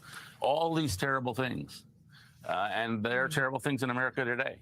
And yet the 1890s did not lead to American decline. They led to the 20th century, which is the American century. And so my basic point is that a country can do a lot of things wrong if it gets the one thing right. And that's unleashing the creativity of his people. And so my friend Tyler Cowen, who's an economist at George Mason, says, take a piece of paper and list all the things wrong with the country: climate change, racism, the rise of authoritarianism on the right, and then put that all in one column. And then take another column, write 7 words: America has more talent than ever before. And Tyler's point is that column B is more important than column A. Column B is more important. Listen to what this unhinged motherfucker just said. He said, list all the worst shit. The rise of authoritarian only on the right. But no, what? Nigga, the intelligence community is supported by the Democrats. The police state is supported by the Democrats. The military industrial complex is supported by the Democrats. Let's play this part again where he said, take the worst thing in the country, the inequality. I would add more, the massive poverty, the homeless issue, the hunger issue, the medical debt issue. He said, take all those worst things about our country, but then just take the simple fact that we got a lot of creativity and everything's worth it. No, for real, this last part I'm playing, I'm going to write the statement here. Listen to what he just said. This is unbelievable. It's unserious. This is literally why I think this is why I quit. This is unbelievable. Listen to this. And then take another Take a piece of paper and list all the things wrong with the country: climate change, racism, the rise of authoritarianism on the right. So he said, take the worst thing: climate change, racism, which I assume is our definition as well, the entire institutional system of racism. Mm-hmm.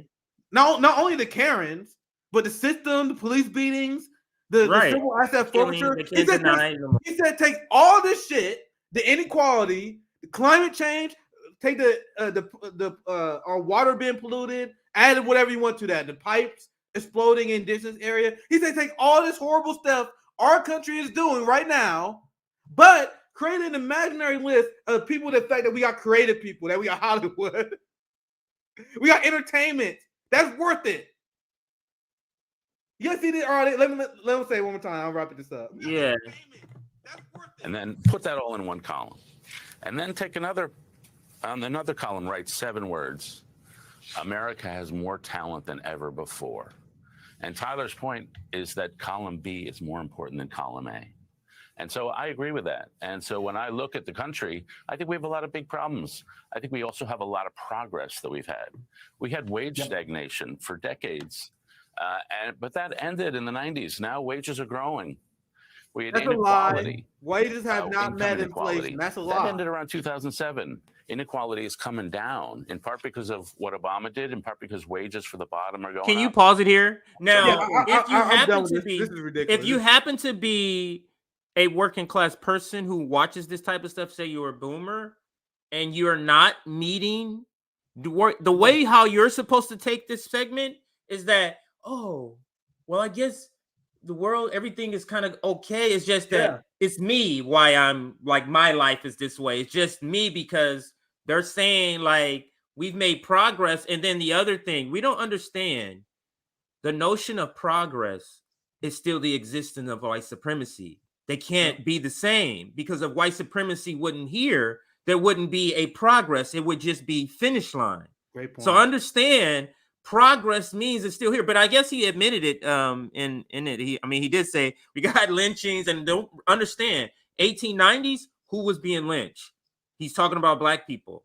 So maybe that's what he's referencing to these police killings. It's unbelievable how he just trivialized. Like these issues that we talk about every day is a giant deal. Medical debt. 1 in 3 black people are going to have medical debt in their lifetime. We are the highest demographic of that. Millions of people that are going homeless. Blue cities infested with homeless. Red cities, I'll just show you the report, that their infrastructure is completely destroyed. Like people not able to raise kids. Either the police killings work more than ever. You see how easily he just throw that to the wayside? Like to put this on one sheet, not that big of a deal compared to the genius that we have. Unbelievable. That's coming from Morning Joe, the program that the 5 would call the left program. that Western chauvinistic propaganda. Truly laughable. Yeah, but we can wrap at that point, CJ. Yeah, and I think this is a segment for both of us. Since doing this show with you, more and more I'm getting into foreign policy, Ukraine talk. This is astonishing to me, Nick. This might be a smaller segment. But shout out Case Study QB, another video we're using of his. Biden finalizing another large aid package for Ukraine, $2.5 billion. But let me do some announcements. But this is the next story, $2.5 billion to Ukraine, and then we'll do the other story in the title. But let's do some announcements. We got up to 530 people. Last time I checked, we were around 500 or 400 likes. Can we push to about 475? So let's do another 75 or so more people. Hit that like button. We had we've hit a lot of stuff in this episode. I don't know because we got through those things with Max B pretty quickly, but enough content to really get into what the topic was. And now we were like on the 7th or 8th story of the stream. Y'all gotta throw us a like. Another 75 more people hit that like button. Substack, if you like this stream, if you're brand new subscriber, you're liking us. We had a couple of 100 people maybe join us after Nick and Sabby went on the Jimmy Dore show. So welcome if you're one of those new subscribers to the channel. But if you are new, you may not be on our Substack yet. So here's our Substack. The second benefit you get from being on our Substack, or the scrolling bar at the bottom, that's our Patreon. So whether it's Patreon scrolling at the bottom or our Substack, these are the two ways you can get the link to our Discord. So the free way is through our Substack. And then if you're a paying monthly member on Patreon, you also get the link to our Discord. It's pretty popping. I think we're at like 300 or so people, 350 or something like that in the Discord. I'll probably be sending it out again later tonight. So make sure you get on there today, and I'll be sending that link out later tonight. Last thing, our website. Go there, check it out. If you see any issues there, email us. Let us know. Hey, this, when you click on that, this doesn't work, that, and so forth. And for those listening, the website, www.revolutionaryblackoutnetwork.com, and the email for those listening, info@revblacknetwork.com. Now, let's jump into this first clip. Now, this clip, Case Studies QB, this is Wolf Blitzer talking to the State Department, one of the biggest liars, the head of the State Department, as you can see here. But let's listen to this, Nick. I know you've been listening, but so let's listen to some of this. This is pretty wild. Ned, CNN is now reporting that the United States, the Biden administration, is expected to announce one of the largest military aid packages to Ukraine yet. We're talking about another $2.5 billion aid package. It will include, for the first time, Stryker combat vehicles. But while a handful of Western allies want to provide battle tanks, the U.S. is not expected to provide them. Let me tell you, this guy on the right, I got to tell you, Nick, he's ex-CIA too, right? Yeah. They got rid of the middleman. Like back in the day, they used to take sources from the CIA, and that was considered unethical. Now they just said, "Fuck it, we're just gonna have CIA people on the show." But go ahead, CJ. That run it, like, yeah. So, but this guy, I must say, Nick, there must have been other people in his position that came off just better. To me, he is terrible at his position because he's not a good liar. Like, you can read it on his face, or at least I feel like I can read it on his face a lot of times. We've covered a couple of clips where he's had an exchange with a particular reporter, and they're like pointing out stuff, and he's finding a hard time to answer the question. But he just comes off as a weasel and a liar without even speaking. Sometimes, to me, I just wanted to preface it with that. That's my starting point with this guy. Let's listen. At least not now. Tell us why. Why not? Well, Wolf, on any forthcoming announcements, 2 words: stay tuned. As you know, we have made these security assistance announcements at So I've been talking. Let me rewind. I don't know if you caught what he's meaning. He's like, "What's up? What's up with the tanks, man?" And then he says, "Stay tuned." That's what he's referring to. So let's rewind it here. A handful of Western allies want to provide battle tanks. The U.S. is not expected to provide them, at least not now. Tell us why. Why not? Well, Wolf, on any forthcoming announcements, 2 words: stay tuned. As you know, we. Who does that? What weapons? Stay tuned, sir. Like it's a movie coming soon. Who does that? To me, like, we're witnessing so much, Nick. Like the things that we see Aaron Monte we were talking about yesterday, and maybe we can pull those up. Like the things that is being leaked out that people are just saying out in the open. It's like, in order for them to be saying that, that means any pushback, they don't give a fuck about any pushback. You can push back all you want. This is what we're doing, period. That's what that says to me. And look at the framing of the question. Remember what I said with Max and what I said when I was on Jimmy Dore show? This guy is asking the question. There's rumors that you guys are not sending the tanks. Why not? Why aren't you saying them everything they want? Why aren't you sending them more questions? This is his version, CJ, of grilling him. His version of grilling him is, why aren't you being more of a war criminal? Unbelievable. So then the war criminals go on CNN, and then they'll put on the back foot. Oh shit! Actually, stay tuned. This is how absurd. And I love these last few segments we did. Can we show you Fox News? We started with Fox News, then we went to MSNBC. Now we show you guys how CNN are war picks too. You see how all of them suck? The people who like to factionalize this, no, they all horrible. Go ahead, CJ. Yeah, let's go.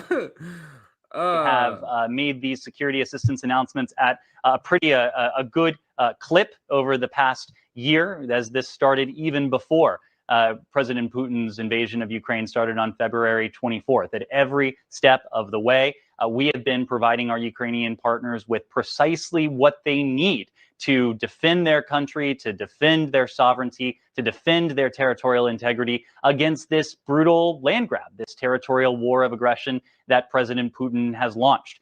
You used the word reluctance before. I think when you look at everything the United States has provided to our Ukrainian partners over the past year, even longer, I don't see reluctance, Wolf. I see determination. I see determination to see to it that our Ukrainian partners have precisely what they need. You can measure that in any number of metrics. More than $24 billion of security.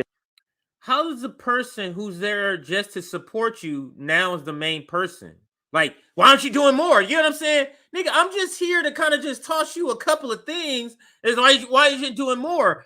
It clearly, to me, shows this, and this bleeding of the American taxpayer, it clearly shows to me that this is a U.S. war.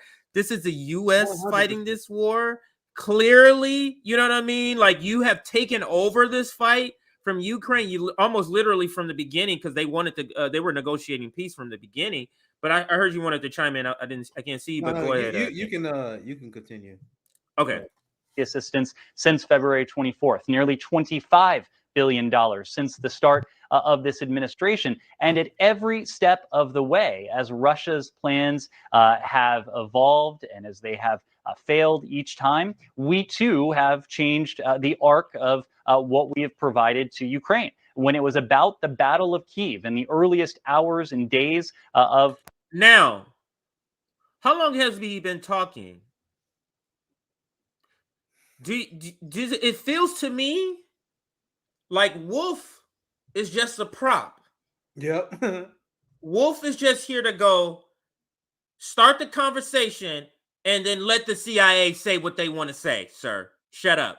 Absolutely. That's what it feels to me like. Now, of course, he's going to interject a couple of more questions, but it's like he is saying so many other things to just give the audience, to convey to the audience, because they have to prepare the nation for giving this money. They have to do these sort of massaging of the PR to sort of sell this money, because it's like they didn't ask us. They're just, so imagine somebody, Nick, going in your pocket, not asking you, just taking money to pay for shit they want to do. Essentially, that's what's happening. Yeah, exactly. Let's listen some more from the State Department here. President Putin's war, we provided Stingers and Javelins, other air defense systems, other armored tank vehicles, armored vehicles, precisely what the Ukrainians needed for that moment. As the battle has moved to the east, as it's moved to the north, as it is taken on that flavor, we have provided HIMARS, longer range systems that our Ukrainian partners can use to target Russian positions on their territory. We've provided a Patriot missile system. We've provided other air defense systems that the Ukrainians have used to extraordinary effect, even as these Iranian-produced drones continue to swarm into Ukraine's towns and cities. The Ukrainians have used the air defense systems that we've provided to shoot down, in some cases, all of these drones. Now, even one drone, even one ballistic missile making its way through this air defense capability is one too many. And we're going to continue to provide our Ukrainian partners with what they need to defend themselves and what they need to take back the territory that's been taken from them. And the U.S. is now providing the Ukrainians with take back the territory that's been taken from them. Bradley fighting vehicles, which is very important. But they keep appealing, President Zelensky keeps appealing for the M1 Abrams battle tanks to be delivered. Now, he asked a question. That answer wasn't suffice, sir. He's going to press again. Think about that. You are just a reporter, sir. Yep. and this is way more nefarious than people realize. Who donates to CNN? Who buy ad revenue? Boeing, Raytheon, and weapon defense contractors. Who watches CNN? Mostly older boomers. Some Gen X, older Gen X people, right? They really struggle. Literally, they get like 100,000 of the key demographics in one day. Like, that's nothing. That's nothing, right? So most of their audience is older. So my question to you guys is, why is CNN advertising weapon systems to boomers? Is Aunt Joe gonna buy a weapon defense system? No, it's literally a payoff. There's no consumer to advertise on CNN.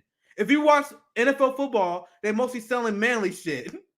Then you turn to news channels, then you start seeing a lot more prescription pills. They start talking about Medicare Advantage because they know they're usually targeted ads in these situations. If you watch Cartoon Network, because we got my nephew who run around here every once in a while, I would notice that they had toy commercials on, right? So ads are targeted, and they had like ads about cartoons. So I'm asking you guys this question: why are there weapon defense ads on CNN? Are people watching CNN going to buy weapons from Raytheon? No. There's literally no consumer advantage there. They do it as a payoff, a rank payoff. This is sponsored by Boeing. Why the fuck is that there, nigga? You got government contractors. That's there because this guy get paid to push even war criminals to be more into sending weapons, to be more into war. That is way more corrupt, way more nefarious than anything that any state TV could pull off anywhere. This is why I say the United States is the most propagandized country, because people don't even realize how deep it is, CJ. It's literally that simple. This guy gets paid. What do you think this reflects, though, about the GOP? Because I thought the GOP was here to bring reins. They are all sworn in. This is the GOP Congress now. That's a good or point. GOP House. And what did he say? This is one of the biggest packages, single packages, $2.5 billion. Like, and it's including, I can't remember the weaponry he mentioned, minus the tanks. Like, this is amazing to me. But I also want to interject this article here, and I'm hoping a lot of times when I cover these stories, I'm hoping to get to these stories before you do, because I like to get your reaction to it. This here, you may have read this, has been out a couple of days. Ukrainian defense minister says Kiev is a member of NATO de facto. CJ, this is me saying this last year. Got us called a Russian propagandist. I got called a Putin puppet for literally saying this. I was saying, guys, the reason why there's Russia aggression because Kiev and Ukraine is essentially de facto NATO member, which is the West escalating and provocating Russia. Then when you said that literally months ago, people were like, oh my God, Nick, you spread propaganda. And even if Ukraine wasn't nobody NATO, taking serious. yeah, so now they just come out and just start admitting this shit now. Unbelievable. But go ahead, CJ. Let me read a little bit, because even the story, even the story of it is just. In an interview with British Broadcast Corporation aired Friday, Ukrainian Defense Minister Mr. Rez, I'm just going to say that, Reniskov, said that Ukraine is a member of NATO, end quote.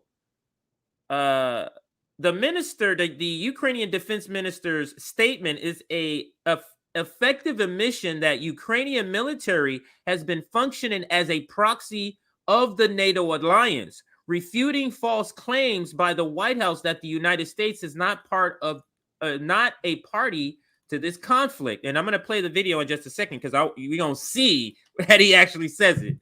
But here's a quote. We have a lot of modern NATO standard weaponry, he says.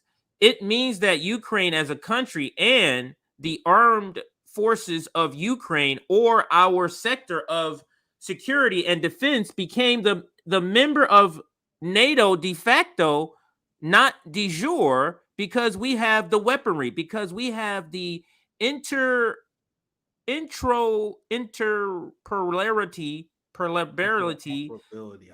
yeah, there we go, level of the communication with our partners. And I'm sure that in the next future, we will become a member of NATO de facto de jure. So let's listen to him actually say it here in this video. And if you need me to stop it, just let me know. Yeah, feel free. Ukraine's defense minister says his country has become a de facto member of the NATO military alliance as Western nations continue to supply weapons for the war against Russia. Speaking to the BBC, Alexei Reznikov said there had been a change among some allies, once concerned that the military assistance could be seen as an escalation by Russia. Well, our correspondent Hugo Bachega sat down with him.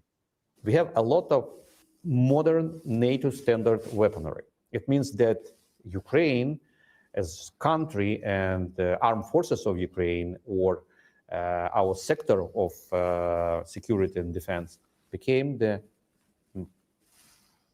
member of NATO de facto, not de jure, but de facto, because we have weaponry, we have the understanding how to use it, we have this interoperability level of the communication with our partners, and I'm sure that in next future we will become the member of NATO de jure.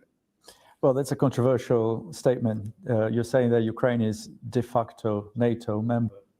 Why controversial? It's true. It's a fact. I'm a lawyer, you know. I'm operated with the facts. But the perception has been that any kind of, let's say, tanks being sent to Ukraine would be seen as an escalation by Russia. You're not concerned about how Russia could respond? I have a war in my country. What kind of escalation level should be more? They hitting my cities, my hospitals, my kindergartens, my schools, and they killed a lot of civilians, a lot of That's children. Why you should negotiate for peace.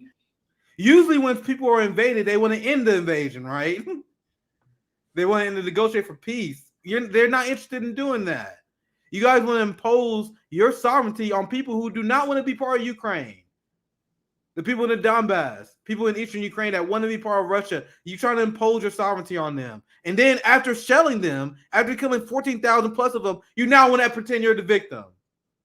After the Azov thugs, when after people who disagree with them politically, Zelensky banning political parties, banning the Orthodox Church, Azov thugs attacking black Muslims, reminding people of being persecuted. After all this shit, you now want to cry crocodile tears, and you want the rest of the world to go down in nuclear conflict because of the conflict that you guys were complicit on escalating.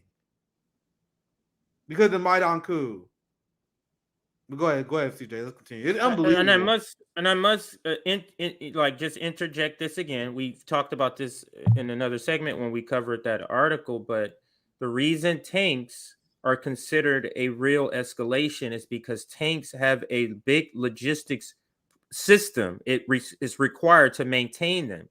And one of the articles we read, Nick, with you, 60 gallons per hour the tank needs when it's when it's deployed. 60 gallons. So it's a large logistical system. It has to be brought in by trains. And the reason it's an escalation because those tanks being brought in by trains have to have a no-fly zone.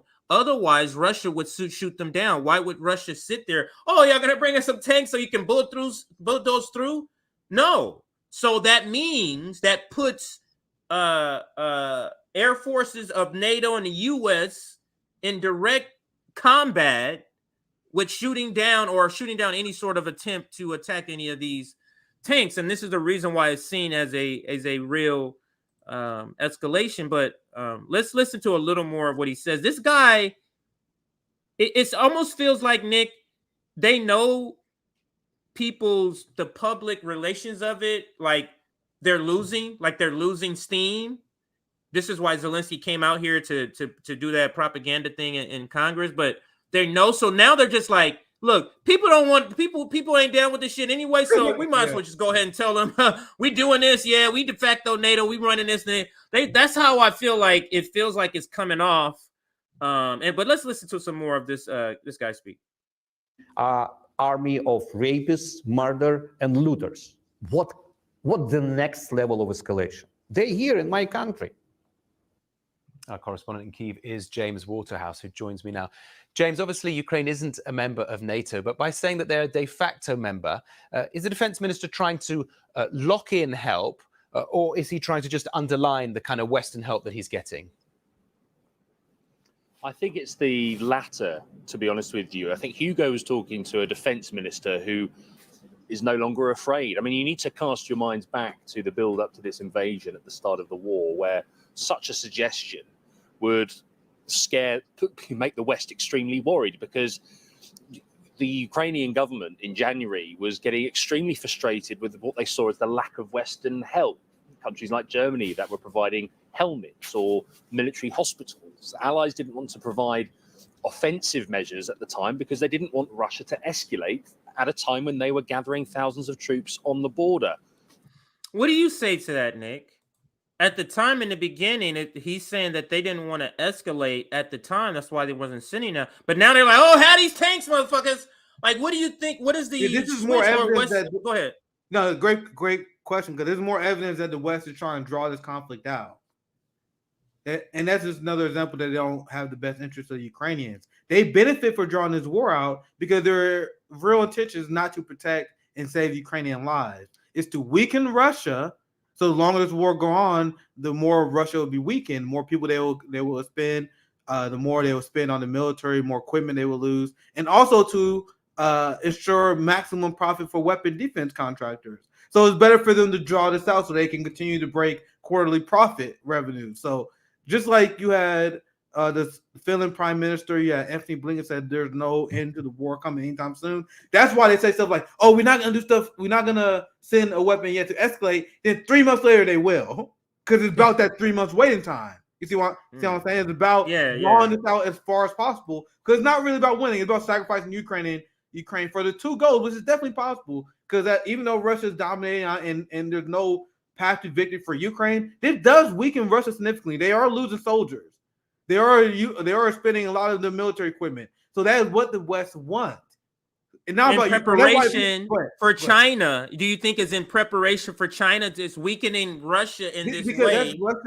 Because Russia can't back up China. Is that the whole concept, or what is your thoughts? That's such a perfect point, CJ, because Putin and Xi met earlier last year, and they made it clear that this new Russia-China partnership, they're going to escalate to the next level. And Russia is leading the charge in having African countries join their alliance to reject the Western narrative on this conflict and building a relationship with China. So their strategy, and and one of the reasons I know is because they will have casual conversations talking to each other on these corporate news, and they will just say stuff like this. They're like, yeah, it's very important to weaken Russia and Ukraine because China and Russia got a strategic partnership. So we can weaken Russia before that partnership builds. That will serve Western interests. And I'm like, you just said that in an interview publicly. you realize I can use this as content now, right? And that's why I was like, don't watch news to inform yourself. Watch news to see what our enemies are saying, because they literally will say this shit right in the open. God, I don't remember why. But they would just say this shit all the time. But anyway, let's continue, TJ. That's such a good point, because that does play a giant role in why they want to weaken Russia, because the main event, and I covered this a few streams ago, the main event is always China. Russia is child's play. Russia is crucial to weaken China's partnership. But China is the final goal. That's the big Hail Mary play. But go ahead, CJ. In May 2022, White House press spokesperson Jen Psaki was asked by a reporter, quote, 8 in 10 Americans are expressing worries about a wider war and the possible use of nuclear weapons by Russia. And given that Russia has made it clear that they believe NATO has engaged in a proxy war, what's the White House message to worried Americans right now? End quote. Psaki's reply, I know that is the Russian talking point on this, but it is not a proxy war. She added, quote, this is a war between Russia and nobody. Go ahead, CJ. But no one believes nobody.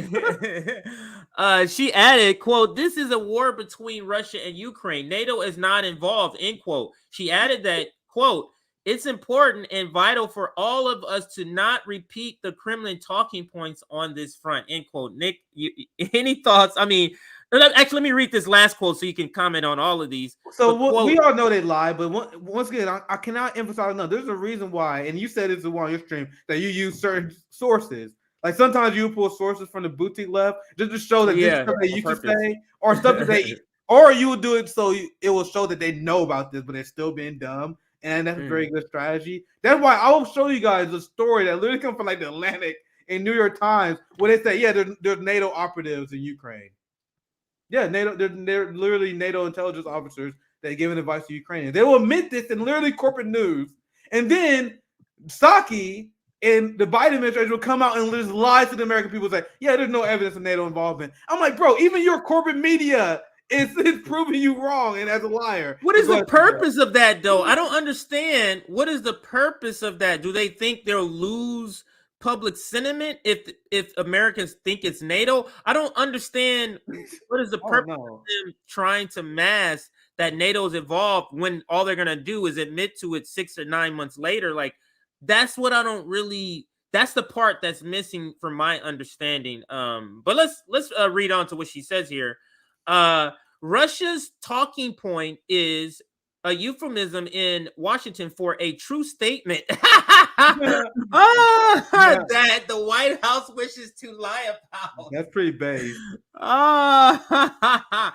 That's pretty funny. All right, I think I'm gonna end it there. Not the segment, but this. I'm sorry, either segment, because I was gonna pass it to you for comment if you had any last words. But if you didn't, we can move off this segment here, sir. If you I see, and I'm gonna end the segment this way, because I see a new Mick Wallace video just dropped, and I see you calling out NATO, so I want to watch that. I haven't seen it yet, obviously. I also want to share this headline. I wanted to interject this somewhere during the mass conversation. Didn't get a chance to. I think this fits now. The head of the Orthodox Church warned of nuclear catastrophe. The same way that the Pope that just died was calling for peace in Ukraine. Then the Orthodox Church had been very vocal how they want peaceful relationships between Ukrainians and Russian people. And then Zelensky responded by banning them in the country. And I was going to play the video. I haven't seen this, to be honest. I literally just saw this scrolling the timeline. Mick Wallace is always good. I want to see what he's saying. He's one of the people you can go in blind and feel pretty secure. I saw it. He called out NATO. He called out NATO, and you were just talking about NATO. So I'm like, this is a good time to interject this. Let's see what we had to say. President, Commissioner. When Zelensky pushed for the special tribunal last December, he said that without justice, there can be no peace. The reality is that war is the greatest injustice suffered on this earth, and too many are working hard to prolong this one. Zelensky should be at the negotiating table, but instead tours the world selling his forever war, as Ukraine is destroyed and conscripted Ukrainians are killed by the tens of thousands. In the past 25 years, the imperialist powers have perpetrated wars of aggression against Yugoslavia, Afghanistan, Iraq, Syria, and Yemen. They've killed millions of people and displaced millions more, dropped toxic munitions, and committed countless war crimes. NATO members have never faced justice for these crimes. Of course, Russia should also be held to account for any crimes it commits, but the list is long.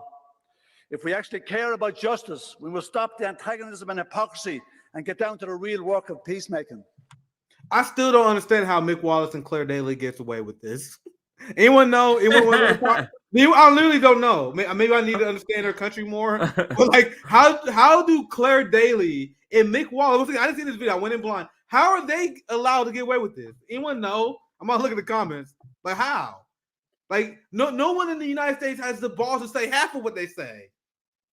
I haven't figured it out either. I don't know what it is, but something's going on and something's different over there, because I wish that some of that water that they're drinking could be over here with these clowns. Yeah. But anything you want to share? I'm pretty much done my stories. No, we can end that. No, there is one last story we got to end as part of the you can title here. Yeah, it's a short story. It shouldn't be too long. And that story is what is it called? The Senate, the New York State Senate committee voted against her judge. So I just wanted to cover that before we take off. So last time giving out this announcement, join our Substack so you get notifications of when we go live. And in an hour from now, you're going to see Sabby and JB, or the Sabby and JB show will be on. They got a new first time they're using Aaron to do their logo. It's a pretty nice graphic, just like the one she made today. Yeah, so shout out to Aaron. JB Savage Show is based. Can't wait. Yeah, so make sure you watch. That's in an hour, but Nick and I will be done way before that. Like the stream. This is the last time I'll ask or bring it up to like the stream. We're at over 530 likes. So if you're here, you're brand new, hit that like button. We would love to get to 600 if we can on the Nick and CJ show. So you might go ahead. I want to. Or we can do we can do super chats after this story. That's fine. We do super chats after this story. Okay, we can do super chats after the story. So let's go to this story here. We're gonna start out actually. We have a case study QB clip for that also. But I just want to show the article first. So let's share here. And this sums up, not the entire screen. This one. So the New York State Senate Judiciary Committee voted against Democratic Governor Kathy Hochul, nominee for the state top judge. Progressives said his rulings regarding abortion rights, labor, and criminal justice made his nomination an absolute disaster. And that's by, and I forget how you describe Truth Out, but they're not necessarily the left of the left. But that's the article you can go check out. So let's scroll down now and start with a video. Truth Out is one of the people that they pose out progressive. They're willing to talk about some issues, but they're in line that they are very cognizant that they can't cross. That's pretty much the Truth Out.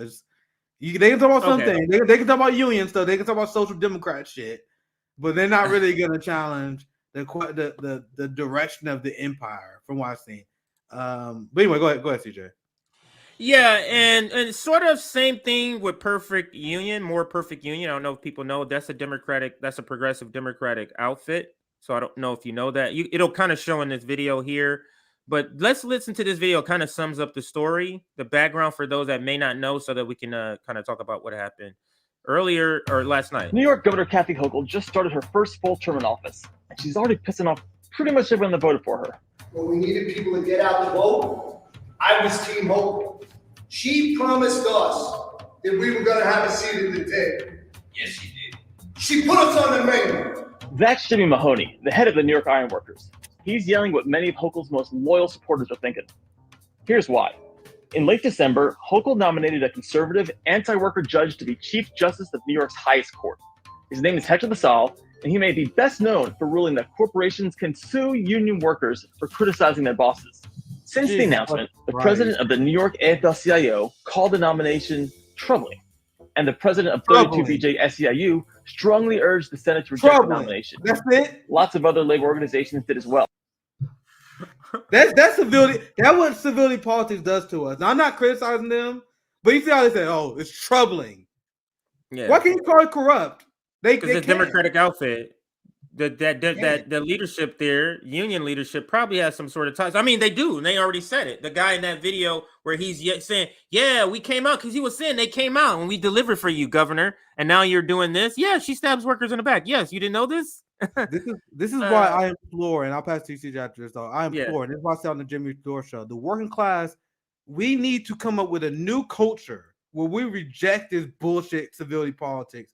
Is using these terms like troubling, is that getting where you want to be with the Democratic Party? Is that helping?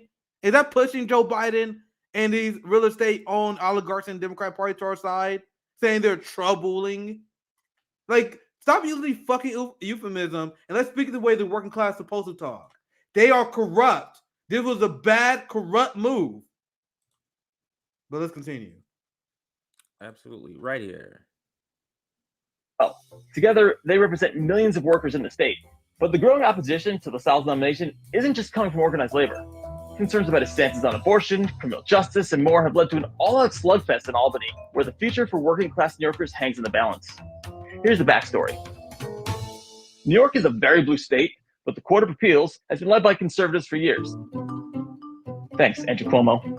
Then last summer, the Chief Justice, who's a conservative, resigned over an ethics scandal. Again, she was appointed by Andrew Cuomo. The law and order people resign over an ethics scandal. And a governor, a Democratic governor, and Andrew Cuomo appointing people or creating this appeals court to be conservative. It's just astonishing to me. But what I want to do is move to Case Study QB's video on this topic, and it's right down here. So let's listen to this one. It's I'm not gonna preface it. So let's just listen to this take on it. 2 in favor, 10 opposed, and 7 without recommendation. The nomination is lost. The Senate Judiciary Committee voted against the confirmation of Justice Hector LaSalle. His nomination provoked intense backlash from progressives. CBS 2's political reporter Marcia Kramer here now to explain just exactly what happened, why this intense objection. Well, they painted him as a conservative because of a handful of cases that had to deal with unions, abortion, things like that. And the thing about it is that the progressives want the New York court to be more liberal. They want it to be a counterpoint to the conservative Supreme Court of the United States. And they were very concerned that the previous court, headed by the previous Chief Judge Jenna DiFiore, had a 4-seat conservative majority. They want to change that. So is the vote over? I mean, this is not good for Governor Hochul. Well, it's not good for Governor Hochul, but the vote is not exactly over because I'm told that she's already hired legal counsel and she's considering a court battle.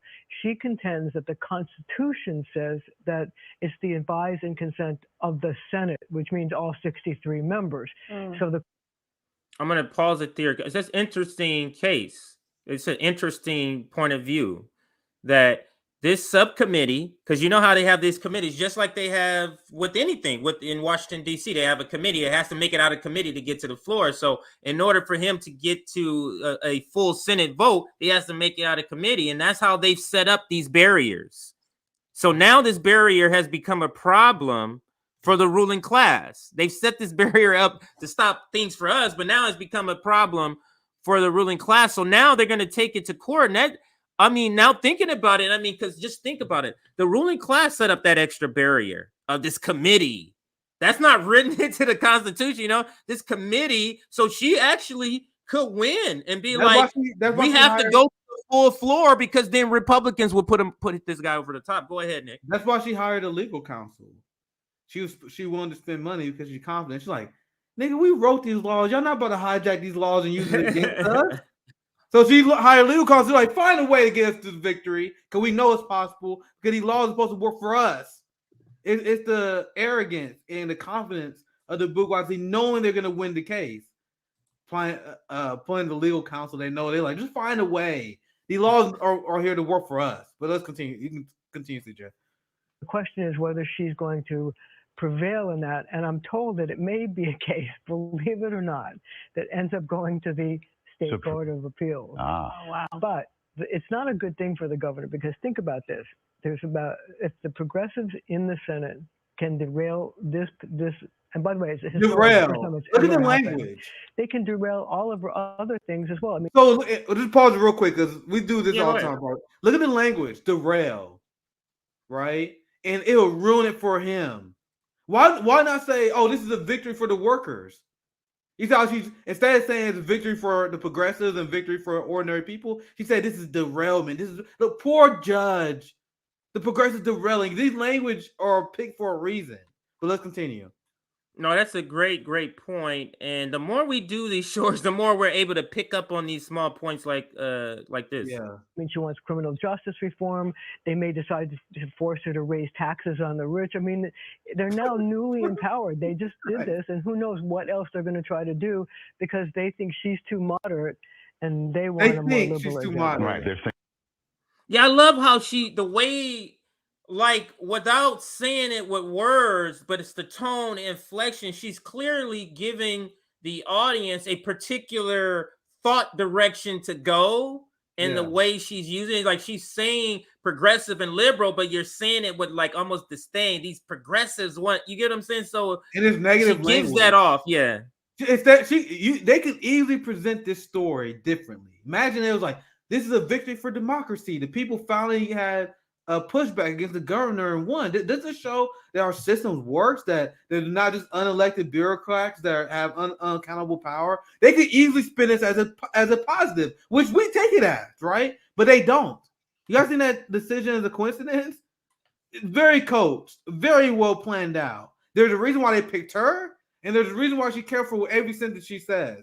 They're here to paint a protagonist and an antagonist. And in the story, they want to present the progressives as being the antagonists because they are ruining their precious structure. They are ruining their. This is the same thing with the speaker fight.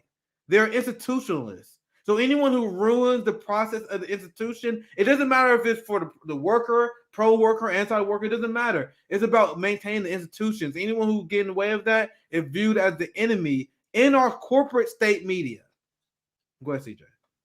Yeah, now I'm gonna actually skip on this, and we got what we needed there, and then go to this final video for this segment. This is a reporter from New York.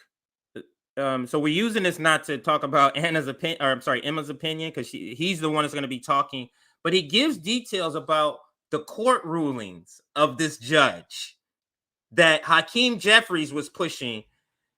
It's amazing. It's about 3 minutes long. Let's listen. That's a recent change. When Cuomo was stacking the court in the first place, there wasn't a lot of pressure or pushback. So, right, exactly. And now it's had ramifications, and that's what makes it even more shocking that the new leader of the Democrats in the House, despite this directly leading to Democrats losing seats in the House, you could potentially pin them losing the majority on it, given how terrible the results were in New York State. Despite that, Hakeem Jeffries has gone to bat for this nominee, Hector LaSalle, alongside Kathy Hochul. So who is this guy? What is his record? Why are progressives upset about it? And if you don't mind just expanding on that. Yeah, totally. It's like one of those decisions that's so confounding, especially after this election cycle. It's like New York Democrats have not just learned nothing, they've learned less than nothing. So LaSalle, so Hochul has recommended a slate of 7 possible nominees. There's a commission that has to recommend a handful of judges for this position to her, and she picks from one of them. So she got 7 of them. And among the nominees were a handful of I think, really extremely qualified judges, people who have a record in New York, come from backgrounds that you consider diverse, professionally diverse, which is something that the Biden administration has really championed. And she picks Hector LaSalle. And I think if you want to be the most charitable to her, you would say, well, she picked LaSalle because there's a lack of Latino representation at the highest echelons of power in New York. She wanted to do something about that. But that's pretty much where I think the charity ends, because, of course, if you did any vetting at all, you would have quickly found out that he was involved in a handful of decisions that were going to infuriate the most important constituencies in Democratic politics in New York. And I should say that Hochul has a history of being very, very bad at vetting. It's her lieutenant governor, when she took over for Cuomo, her second in command, Brian Benjamin, was someone who a lot of people said you got to be careful about. There are rumors about element, but his record is basically constitutional protections against discrimination based on race or anything else, which is obviously wild. And okay, so I just wanted to skip to that he part. So signed off on this on dismissing jurors based on their skin color as well. That's just one element, but his record is basically pretty sparse, except for some of these extreme examples that I'm sure you can dive into. Right. So what was interesting in the hearing that we saw yesterday was, despite LaSalle is a high-ranking judge, he hasn't written a ton of opinions. So there actually isn't a lot out there to judge him on. But what we do have to judge him on, and what the Senate Judiciary Committee had to judge him on, is like a handful of really alarming decisions. And so one of them, as you mentioned, and was brought up repeatedly in these hearings, was that this decision where a prosecutor pushed to throw out potential jurors on the basis that they were dark-skinned. And LaSalle basically blessed that decision and found that dark-skinned was not a protected group in the Constitution, that it didn't rise to the level of constitutional protections against discrimination based on race or anything else, which is, obviously dark skin. No other reason. That guy has dark skin. Now, I would guess who was the defendant in that case, where you're throwing off jurors were dark skinned, or that's the reason you give the judge, and this judge says, okay, yeah, cool. Yeah, do that. Dark skin, yeah, I don't like dark skinned people too. Get that motherfucker out of here. Astonishing, but it gets worse, Nick. Let's listen to another case that he wild. And of course, the Court of Appeals, which he's trying to get onto, overturned that immediately because it was so glaring and ridiculous. So that was one thing that criminal justice advocates were, totally galled by. The next case that came up a lot was this case, shorthand is called Cablevision, and it was a decision that he gave that was a devastating blow for organized labor, because it basically allowed companies to sue labor organizers for being critical of the company. And so, it just blows a massive hole in the protections that exist for organizers to court new union chapters and this. And I can stop there. Now, with those two cases, we can take them down. Think about that, Nick. Why is she drawing this line? Like, can you have any clearer case that this is a uniparty, that red and blue coordinate with each other? I can't see a clearer case. And I'm talking about with everybody, with Hakeem Jeffries coming out, the Democratic speaker, soon to be speaker in a couple of years. He's coming out, putting his name on the line as the new black, young, progressive speaker. He's willing to put his life on his name on the line for this, and Holcomb. Like, why? And it's astonishing. But your thoughts, sir? Yeah, as I said this on the Jimmy show. There's no this is not a meritocracy. Like, you rise in the system based on how loyal you are to the system. How are you willing to turn your back on workers? Are you, in this particular case, are you willing to side against workers? Are you willing to side with white supremacy and the system at whole? This guy was, so he get rewarded for it. Same way King Jeffrey got speaker. He not speaker because he's smart. He got an original idea. The same way the judge is not getting these positions because he's some sort of unique legal scholar. He did what the ruling class wanted. Thus, he is being rewarded for it. And you see how that order to reward that person is way more powerful than these quote-unquote disagreements that Democrats claim they have with Republicans. Because this judge is apparently anti-choice. King Jeffries and Democrats strong. They stand with women after Roe v. Wade was overturned. We are strongly pro-choice. But that disagreement means fucking nothing compared to their agreement of being anti-labor. The fact this guy's anti-labor, they will quickly overlook any small cultural disagreements. That's why I also say I wish the working class had the same loyalty. The loyalty that the ruling class have for the judge, it almost brings a tear to your eyes. See now, class loyal. I want the workers to feel that way, right? But anyway, that's my final thought, CJ. Yeah. Okay. So we can close that. I think we're gonna have to push back the Ukrainian minister leader that got the whole leadership group got killed. I don't know if that's a coincidence. I'm just prefacing the story before we get to it. Yeah, I got to bring Zoya on for that one because Zoya got a lot. Yeah, you got a lot of theories. That seems fishy to me. And Wyatt Reed makes the same point in a tweet, and we'll bring that up whenever we cover it. But let's go to super chats. Yeah, we got a few more super chats, and I gotta get out of here. Thank you for the $2. Radical leftist to stream it. Why the fuck did Brianna bring Vosh on Rising? I think it was Robbie. I heard that it was Robbie because I've never seen her talk to him in any other context. So that's and I think he was brought on specifically for Andrew Tate. I don't know. Is that how you say his name? Andrew Tate, that guy? So pretty much it was a clown show is what I'm hearing. That's why I don't watch that shit. I do propaganda report and I see what my enemies are saying, but like I have no patience. You have no interest in watching that segment, Nick, is what you're saying? Yeah. But I'm talking about Andrew Tate. Literally, I couldn't think of any topic that is less appealing. There's nothing else. Yeah, like if he was talking about the squad, okay, we can go ahead and do that. Probably be one of the highest viewed videos that we did. If he did something on the squad on Rising with Brianna, and we covered it, yeah. But he's going on there covering Andrew Tate. I'm trying to think. Yeah, so maybe if you do a Monster reaction segment to that, I'm out. We can do a solo stream on that one. No. I'm not even. Like I'm I literally would do a segment on Cookie Monster going on Rising before I would do a segment of Raj going on. I would listen to Brianna Joy Gray rant about the Real Housewives before I will listen to that segment. Nothing else could be more unappealing. Thank you for the $10.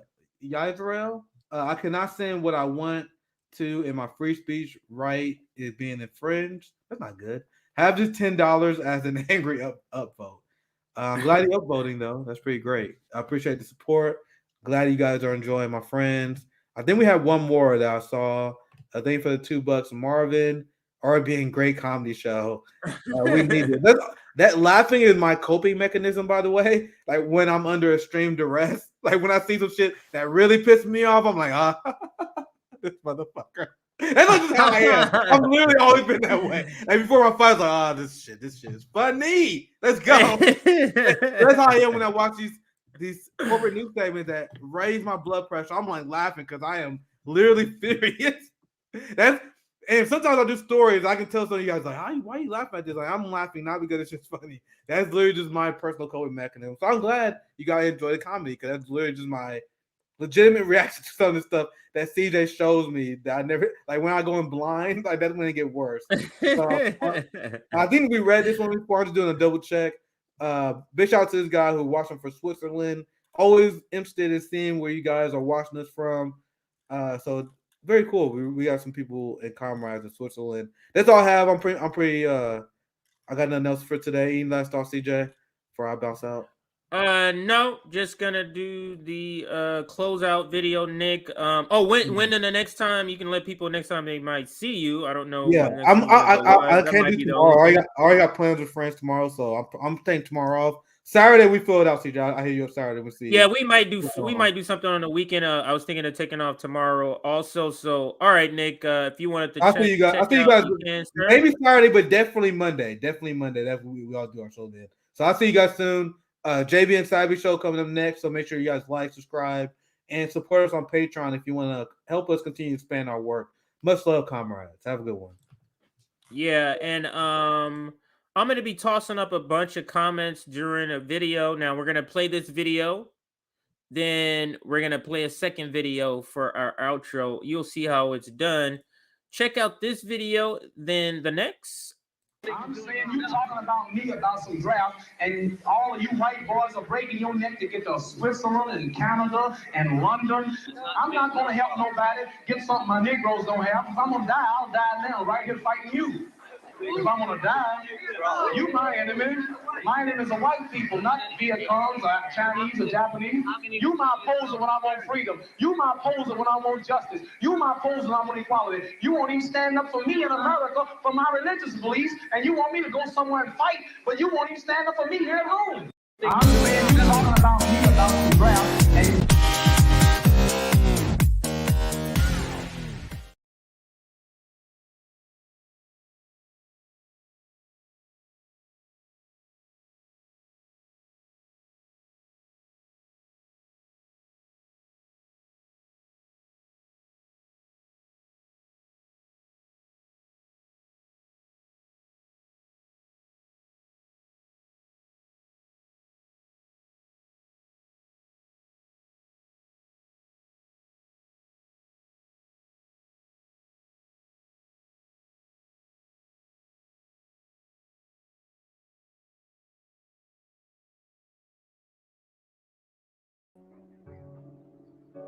people always talked about freedom and what that means. During that time period, being Black in America meant that you didn't walk down the street with the same sense of safety and the same sense of privilege as a white person. We stand on the eve of a Black revolution, brothers. Now we have the emergence of voices within the community that were saying we're not going to continue to turn the other cheek. You tell them white folk in Mississippi that all the scared niggas are dead. We want Black power. We want Black power.